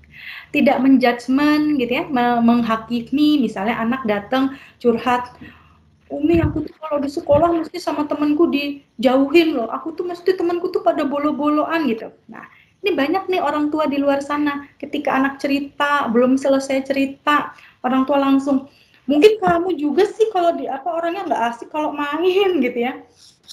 Juga sih gitu ya usia. Kamu juga kadang-kadang mungkin lebay juga, sensi. Makanya kalau main itu biasa aja. Nah itu namanya menjudgment. Yang dibutuhkan anak-anak ketika anak sudah ketika anak itu membuka dirinya untuk bercerita, itu artinya apa? Dia membutuhkan dukungan dari orang tua. Dukungan itu nggak harus kata-kata mutiara, quote-quote yang panjang lebar itu nggak selalu. Yang dibutuhkan hanya kadang didengarkan. Ekspresi wajah kita menunjukkan bahwa kita itu tertarik dengan ceritanya, baru kemudian peluk, bunda ngerti rasanya, pasti nggak enak banget. Gitu. Betul. Luar biasa sekali. Ternyata selama ini suka ini, Bu. Saya sudah kasih tahu berkali-kali, nggak ngerti-ngerti juga. Mungkin cara memberitahunya ya. Ya, kita sama-sama belajar ya, Us ya. Nggak usah jauh-jauh gini deh, Us. Kalau kita lagi curhat gitu deh ya, entah kita curhat, kita ya teman-teman ya curhat dengan pasangan gitu. Yang dibutuhin apa sih kalau curhat itu kan didengarkan ya? Didengarkan. Dimengerti perasaannya, ya kan? Bukan ketika lagi curhat, kan curhat itu kan menggebu-gebu keluar semua nih yang ada di perasaannya gitu, nggak nyaman. Tapi terus nanti pasangan kita cuma bilang, alah udah sibuk, cuman masalah gitu aja kok. Itu sakitnya tuh di sini. Harus di sini apa di sini? Mohon maaf Ibu, ini sudah jam 3 kurang 15 menit. Oke, saya selesaikan sedikit lagi ya, Us. Ini ada hal yang penting. Iya. Untuk komunikasi. Kemudian yang ini macam-macam perkataan nggak usah saya bahas ya. Oke, sekarang yang ini penting banget nih, Us. Keterlibatan ayah bagi perkembangan anak, Us. Ya. Ini menjadi satu prinsip parenting yang tidak bisa kita abaikan. Tidak bisa kita abaikan. Kenapa? Karena di dalam Al-Quran sendiri ada 14 ayat yang bertutur tentang hubungan atau bagaimana ayah seharusnya kepada anak. 14 ayat. Jadi dari 17 itu 14 diantaranya ayah ke anak, 2 diantaranya ibu ke anak, 1 diantaranya guru ke murid. Jadi banyakkan ayah nih ya, di sini ada surat Luqman ya, bisa sambil slide-nya sambil boleh di-share ya, Us. Kemudian surat Luqman ayat 13, 16 sampai 19 mengajarkan tauhid dan sebagainya gitu ya. Dalam surat At-Tahrim menjadi teladan, menjaga, mengingatkan agar tidak menjadi penghuni neraka. Dalam surat Yusuf juga tempat bertanya anak, mengingatkan tentang resiko kasih sayang Allah gitu ya. Ini tugas ayah nih. Tapi bukan berarti ibu nggak boleh gitu. Kalau ibu melakukan yang menjadi tugas ayah, insya Allah itu akan menjadi tambahan pahala bagi kita, Masya Allah ya. Amin. Ya. Nah, ini diingatkan ya teman-teman buat para ayah-ayah ya, karena mungkin selama ini ayah belum tahu atau mungkin juga ada yang tahu lupa gitu ya. Jadi harus diingatkan.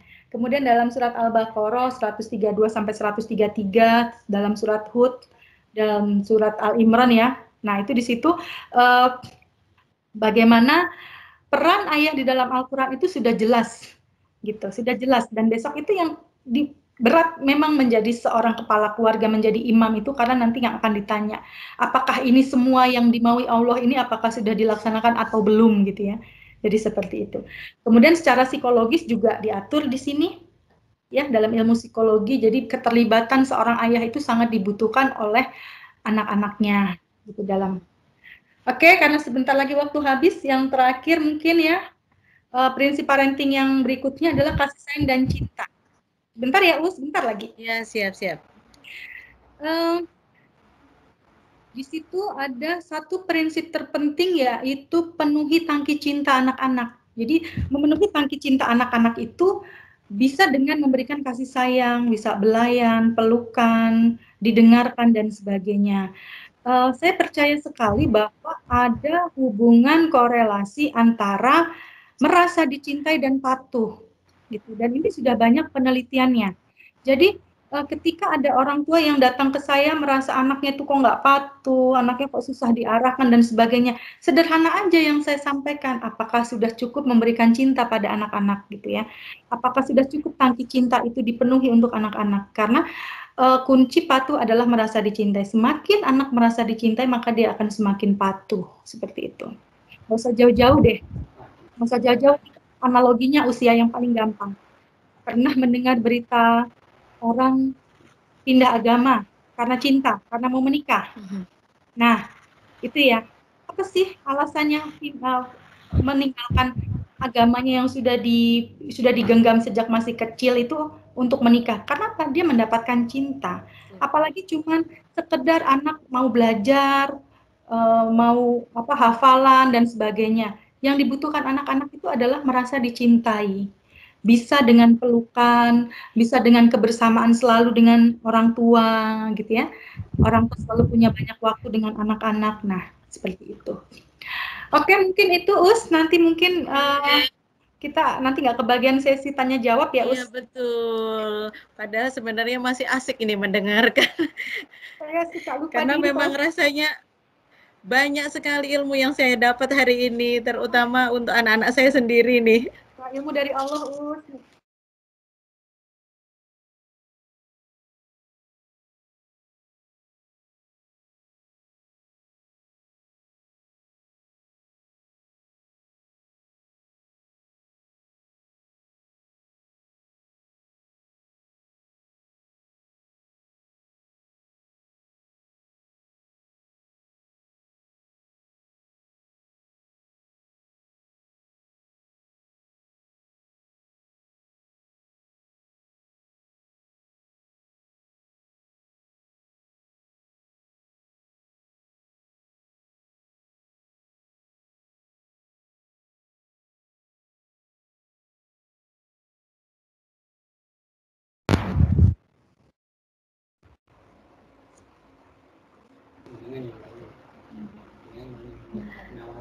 Oh iya.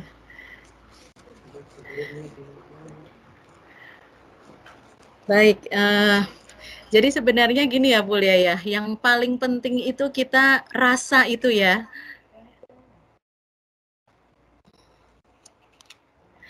Cuma kadang-kadang kita ini kan suka kegiatan kita itu sudah banyak sekali. Jadi untuk mengolah rasa dengan anak-anak ini rasanya waktunya itu nggak cukup. Jadi sebenarnya yang paling potensi apa yang harus kita tumbuhkan untuk pandemi ini, karena misalnya gini, ada tugas dari sekolah banyak, sedangkan kita mau ngejar-ngejar si anak ini juga sulit gitu. Bagaimana sebenarnya mau mengerjakan atau tuntas mengerjakan?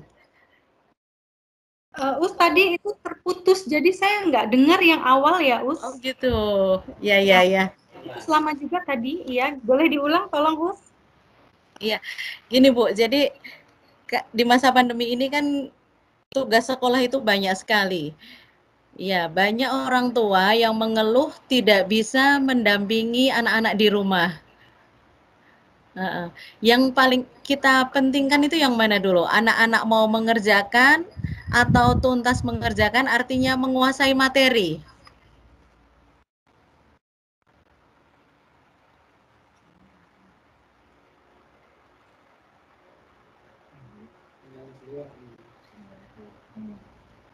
Halo?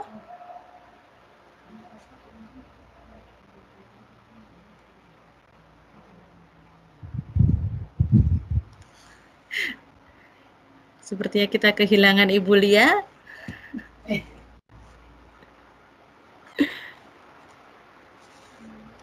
Masuk sinyalnya kurang tuh.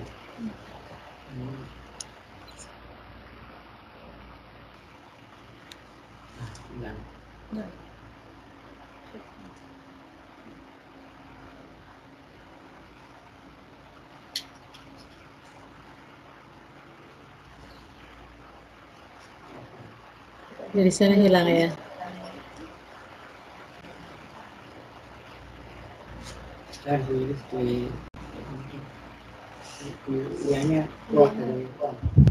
Mohon maaf, ini Bu Lia keluar dari ini sinyalnya mungkin ya yang jelek di sana. Mungkin sambil menunggu Ibu Lia bisa disampaikan dulu pertanyaan-pertanyaannya.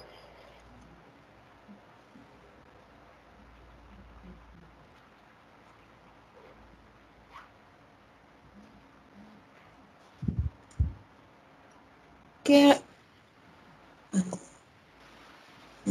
Silakan.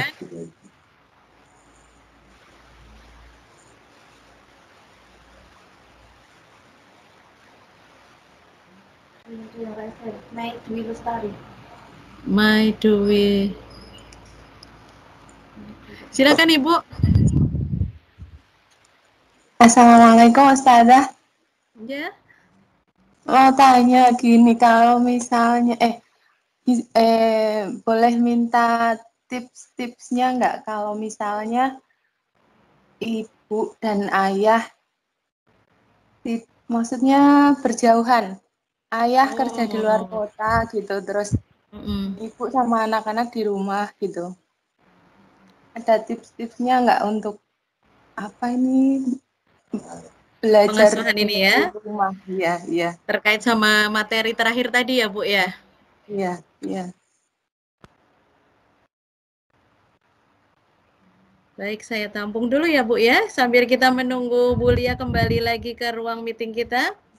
Ya, ya. Terima kasih Ustazah. Iya, sama-sama. Jadi ini wali dari siapa Bu? Aisyah Nadine Azahra, 1C. Kelas? 1C. 1C. Mbak Aisyah ya? Iya. Ini Mbak Aisyah ini putra keberapa, Bu? Pertama, Ustazah. Oh iya. Putra pertama ya. Iya, ayahnya jauh. Baik. Kita lanjut pertanyaan kedua dulu. Oke. Monggo silahkan. Mbak Wali dari Mbak Sita. Silahkan dihidupkan.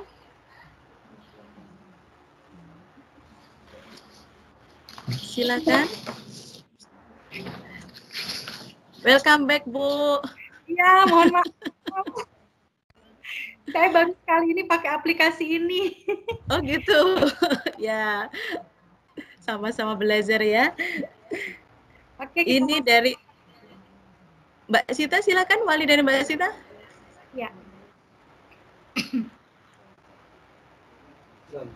Jadi yang tadi dibacakan. Oh ya, sambil menunggu ini Bu, ada pertanyaan dari walinya Mbak Aisyah. Tips-tips apa yang Ibu bisa berikan untuk ayah ibu yang berjauhan? Jadi ini qadarullah ayahnya di luar kota. Tips-tipsnya bagaimana ini Bu? Buat anak ya? Buat anak? Iya. Oke. Buat pengasuhan ke anak ini bagaimana? Baik. Ya. Karena terima kasih pertanyaannya dari siapa ini? Bunda. Oke, dari Bunda siapa ini? Terima kasih pertanyaan. Jadi walinya Mbak Aisyah. Oh ya. Suara saya jelas ya, Us? Ya, sudah jelas. Oke. Baik.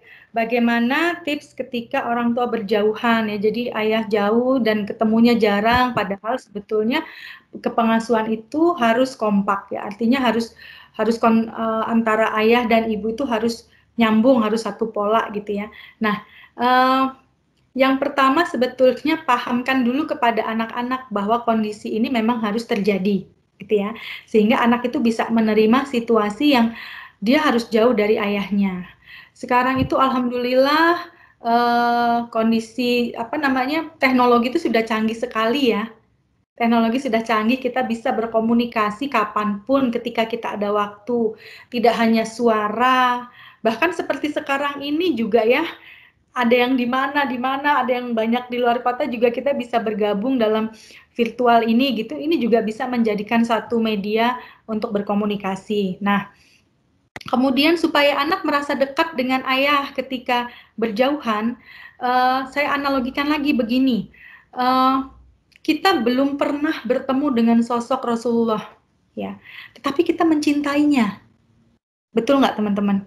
Kita mencintainya, bahkan ketika kita membayangkan, kita bersolawat itu nggak sadar air mata kita itu menangis seperti ada kerinduan gitu ya. Kita belum pernah bertemu. Seperti apa beliau belum pernah bertemu, tapi kita. Nah, kenapa? Karena kita selalu mengingatnya, selalu bersolawat, selalu mengingatnya gitu. Kita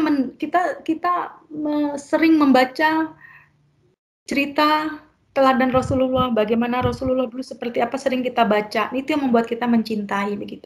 Sama seperti ini pun, bagaimana caranya membuat anak-anak tetap dekat sama anak-anak gitu ya.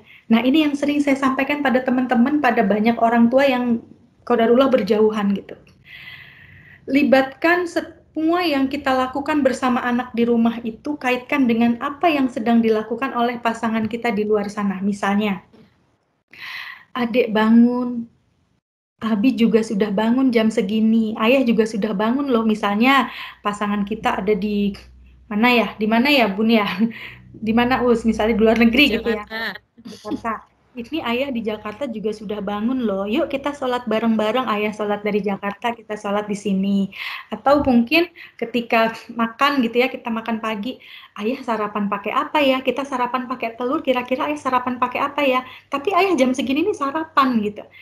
Ya kita sarapan bareng gitu. Nanti siang di sini sudah sholat duhur. Nanti sebentar lagi ayah juga sholat duhur. Sebentar lagi kita sholat biar kita bisa sholat bareng sama ayah.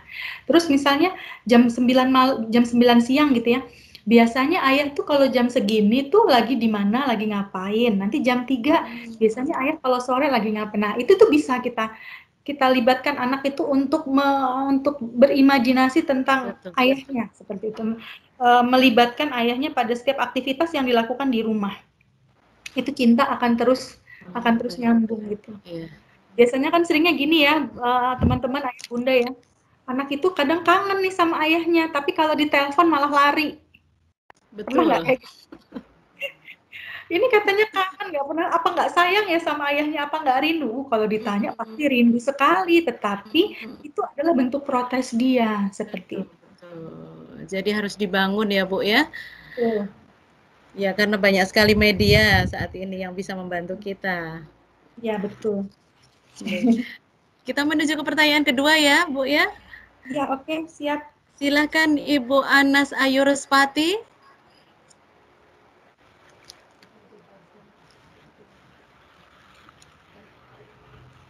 Berikutnya Ibu Anas Ayurspati. Silakan Ibu. Silakan Bun, saya simak. Sudah nyala. Silakan, sudah nyala.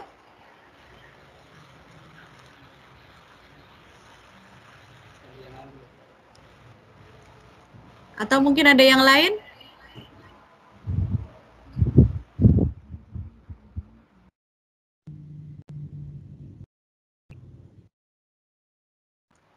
Silakan. Ini waktunya kita tinggal sebentar lagi. Mumpung ada pakarnya ini.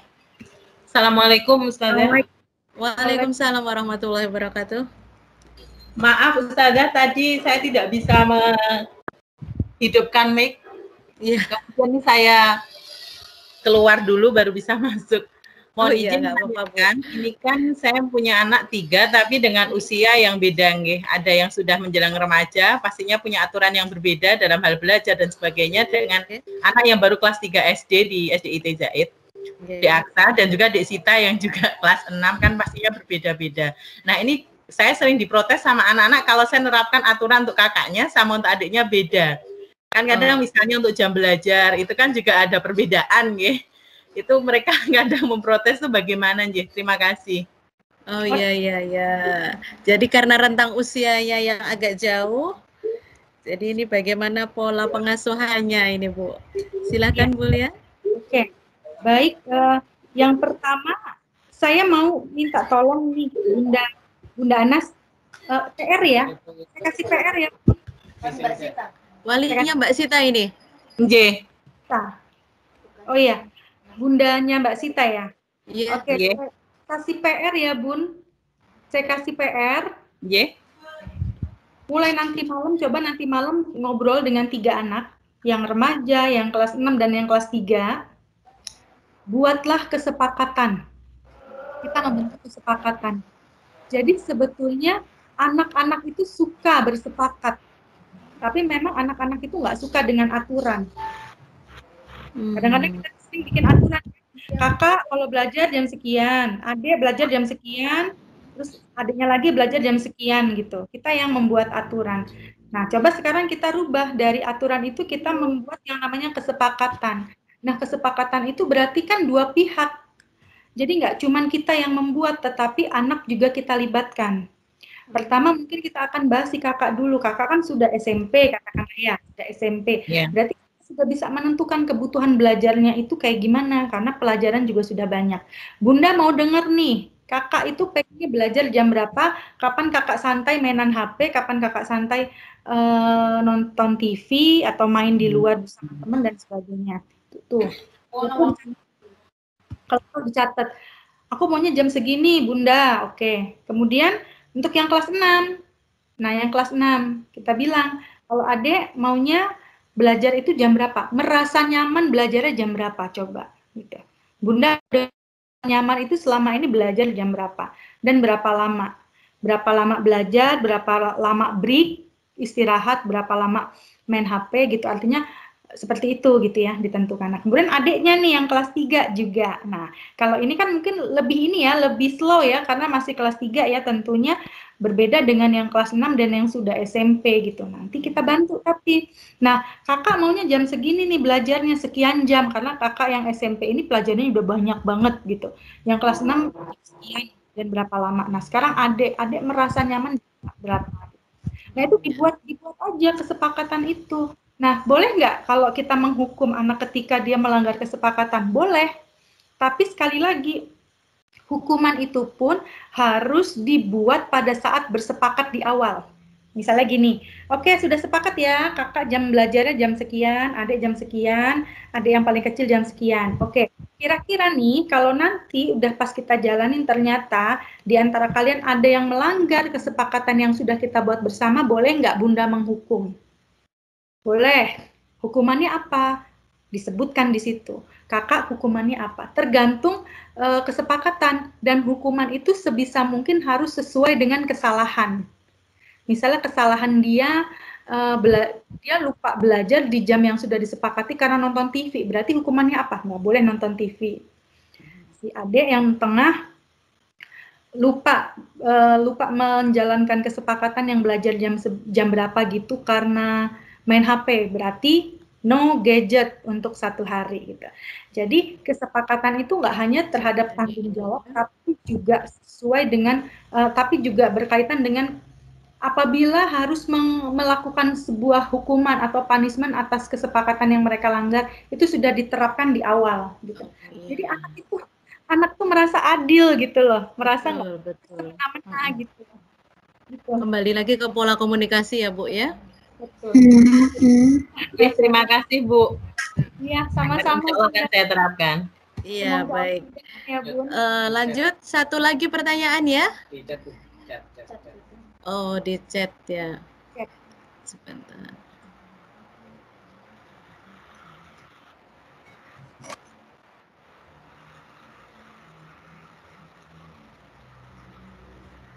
Yang mana ini, Pak? Iya, saya juga nyari kok nggak ada ya. Lihat di mana dirimu.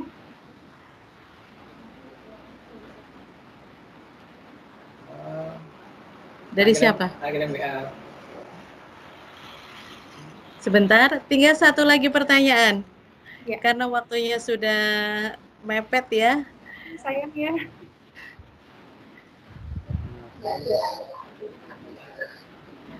Oh, ini ada yang masuk, Bu. Bagaimana cara mengelola stres kita ketika kita jadi guru, jadi orang tua, juga sebagai istri? Mana yang harus didahulukan, tugas sebagai guru, sebagai orang tua, atau sebagai istri? Kadang menjadi beban yang sangat berat sehingga semua menjadi malah berantakan. Ini bukan curhatan saya loh, Bu. Saya. Mewakili tapi. Iya, Ustazah Kristi. Oke. Curhatan banyak orang ini. Iya. Alhamdulillah ya. Allah kasih kita double peran. Ya. Allah kasih kita amanah double peran, berarti Allah percaya kita berarti Allah percaya bahwa kita tuh mampu melewatinya gitu ya. Jadi memang tidak mudah ya. Artinya saya berempati ya pada Bunda yang bertanya ini gitu ya, bagaimana ngelola stres ketika jadi guru, jadi ortu, dan istri. Kenapa sih kita nggak mencoba ini semua adalah peran yang bisa kita lewatkan bersama. Jadi tidak terkotak-kotak gitu ya. Semua jadi harmoni sekali gitu loh. Ketiga peran yang kita lewati ini menjadi harmoni. Belum lagi nanti menjadi anggota masyarakat. Nah, gitu kan, yang kita harus berkontribusi pada masyarakat dan bermanfaat bagi banyak orang, itu kan tambah lagi peran gitu. Nah, sebenarnya kalau kita berbicara mengenai pengelolaan emosi atau pengelolaan stres dan sebagainya, sebetulnya begini, setiap peristiwa yang kita alami di hadapan kita itu pada dasarnya adalah netral, ya enggak? Kita pulang kerja, capek, anak di rumah, ada aja gitu yang minta digorengin telur lah, yang telurnya nggak kebenaran. Umi, aku tuh lapar, aku pengen makan. Loh kan udah ada telur, Bunda kan udah masak. Tapi aku nggak mau telur yang kayak gitu. Ini kalau kita dalam kondisi capek, kita belum rilis di jalan, yang terjadi apa nih? Kita menganggap ini anak ini kok nggak ngerti, orang tuanya capek pulang kerja malah bikin masalah. Sebenarnya apa? Dia bukan bikin masalah, dia hanya ingin meluapkan kerinduannya pada orang tuanya. Nah, karena apa? Semua peristiwa yang ada di depan kita itu netral, betul-betul netral. Hanya tergantung bagaimana kita kasih makna. Kalau makna yang pertama, ini anak capek-capek bundanya pulang kerja, bukannya bikin seneng malah bikin tambah pusing, itu berarti itu pilihan yang kita pilih. Yang kedua, pilihan yang lain adalah, ya Allah, anakku ini rindu banget ya, seharian ku tinggal bekerja, seharian nggak ketemu. Jadi sekarang pengen caper dan sebagainya. Jadi begitu sebetulnya. Nah, ketika kita jadi guru dan kita sedang beraktivitas di luar dan kita menuju pulang, pastikan ketika kita pulang ke rumah itu kita udah rilis dulu, gitu ya, sepanjang perjalanan itu. Jadi masuk ke rumah itu udah dalam kondisi kita siap menerima tanggung jawab kita sebagai seorang ibu, gitu ya. Misalnya sepanjang jalan itu yang harus kita lakukan adalah, kalau saya sambil di perjalanan menuju rumah itu, tarik nafas dalam, tahan, hembuskan sambil istighfar, astagfirullahaladzim, tarik, astagfirullahaladzim, gitu. Jadi seperti itu terus gitu. Apalagi pekerjaan saya adalah pekerjaan yang beresiko. Beresikonya adalah apa? Mendengarkan curhatan banyak orang, dan masalah itu nggak cuma masalah anak-anak, kadang masalah pribadi juga, masalah keluarga juga gitu. Nah ini kalau nggak saya rilis kan bahaya nih, sampai rumah saya bawa-bawa masalah orang ke rumah gitu kan. Jadi seperti itu ya, stres itu kita yang menentukan, ini bakal peristiwa ini bikin kita stres atau bikin kita bertumbuh. Kalau bikin kita stres ya udah marah-marah. Tapi kalau bikin kita bertumbuh, ya Allah sedang titipin pahala sabar nih lewat anakku gitu ya. Jadi tergantung bagaimana ini kita nih, mindset yang kita bangun gitu, seperti itu. Tentunya ini butuh latihan. Jadi nggak cuma sekedar ini dipahami, tapi juga harus butuh latihan gitu. Coba, bunda-bunda, saya kasih tips ya. Buat para ibu, buat para bunda. Tips apa ini, Bu? Saya kasih PR mau ya? Kasih PR. Dan juga ini dari teman-teman saya di Enlightened Parenting ya. Dan saya terapkan pada diri saya, ternyata alhamdulillah. Mulai besok pagi nih ya, teman-teman ya, mulai besok pagi nih, terutama bunda-bunda nih ya, yang multi peran ya. Bangun tidur sebelum ngapa-ngapain, senyum 20 detik tanpa alasan. Coba sekarang senyum semua deh. Sekarang aja senyum. 20 detik ya. 20 Jangan lama-lama, Bu. Lama-lama kita jadi nggak buru-buru mau sholat gitu kan. 20 detik. Kenapa senyum? Karena ketika senyum, ini tarikan di otot pipi ini membawa selama 20 detik aja tanpa alasan. Kenapa tanpa alasan? Kadang-kadang kan orang gini, senyum itu harus punya alasan. Ketika kita bahagia baru kita senyum. Nah sekarang dibalik, senyum dulu maka kita akan bahagia. Iya, senyum dulu maka kita akan bahagia. Ini dilakukan setiap pagi. Ini saya praktekin ternyata ya, karena saya percaya semua peristiwa itu adalah netral. Jadi ketika saya menghadapi masalah dengan anak, saya senyum aja. Senyum gitu ya, terus tarik nafas. Ternyata itu membawa efek menenteramkan. Nah, itu sampai saya tulis loh di meja rias saya ketika bangun tidur, itu menjadi pengingat bagi. Oh. Jadi seperti itu ya, banyak senyum gitu ya. Pagi hari, jadi sebelum kita melakukan aktivitas gitu. Mengafirmasi diri juga. Menafkahi diri, terima kasih sudah tidur nyenyak semalam. Alhamdulillah Allah membangunkan kita dalam kondisi yang sehat lagi gitu ya. Bicara pada diri sendiri, bersyukur kepada Allah dan sebagainya. Nanti kita keluar dari kamar itu perasaan kita tuh sudah beda gitu. Iya, betul. Menambah rasa syukur kita ya, Bu ya. Iya.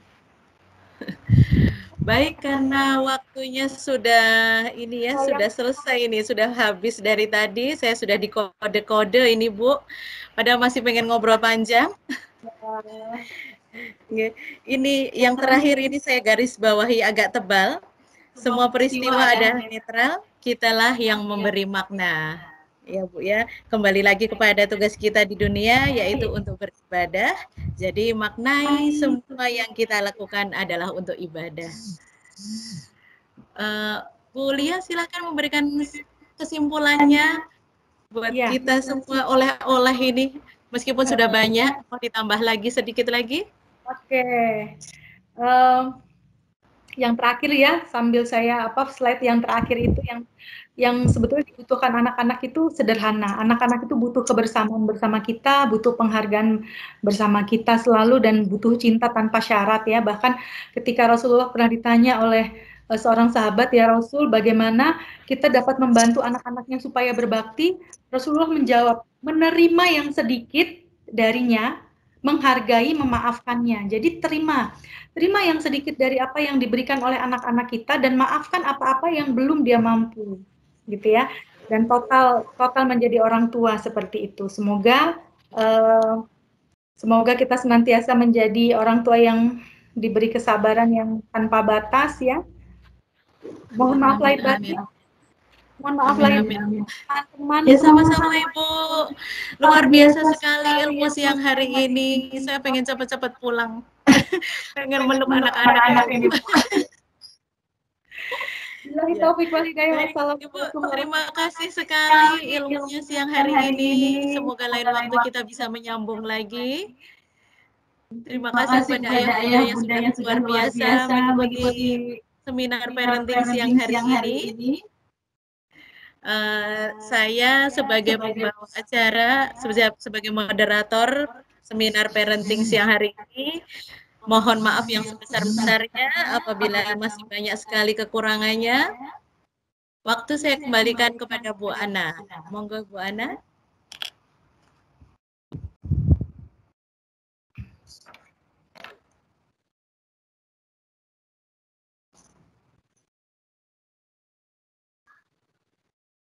Terima kasih kepada Bu Yulis selaku moderator, dan juga kepada Ibu Malia Putih SPSI dan MPSI yang telah menjadi narasumber pada kesempatan siang hari ini. Banyak sekali ilmu yang kita petik, dan insya Allah menjadi sebuah PR bagi kita semua. Tips tadi yang Bapak Ibu yang kami hormati, tibalah kita di penghujung acara pada kesempatan siang hari ini, yaitu penutup. Namun sebelum kami tutup, perkenankan kami selaku panitia dan pembawa acara, apabila dalam memandu acara seminar parenting pada kesempatan siang hari ini masih banyak kekurangan maupun kesalahan, kami mohon maaf yang sebesar-besarnya. Dan yang terakhir, marilah kita tutup dengan bacaan hamdalah dan doa penutup majelis. Alhamdulillahirabbil alamin. Subhanakallahumma wa bihamdika asyhadu an la ilaha illa anta astaghfiruka wa atubu ilaik. Terima kasih atas peran serta Bapak Ibu wali murid semua, dan sekali lagi terima kasih kepada Ibu Mahalia Putih atas ilmu yang telah diberikan. Kami akhiri. Wassalamualaikum warahmatullahi wabarakatuh. Yeah.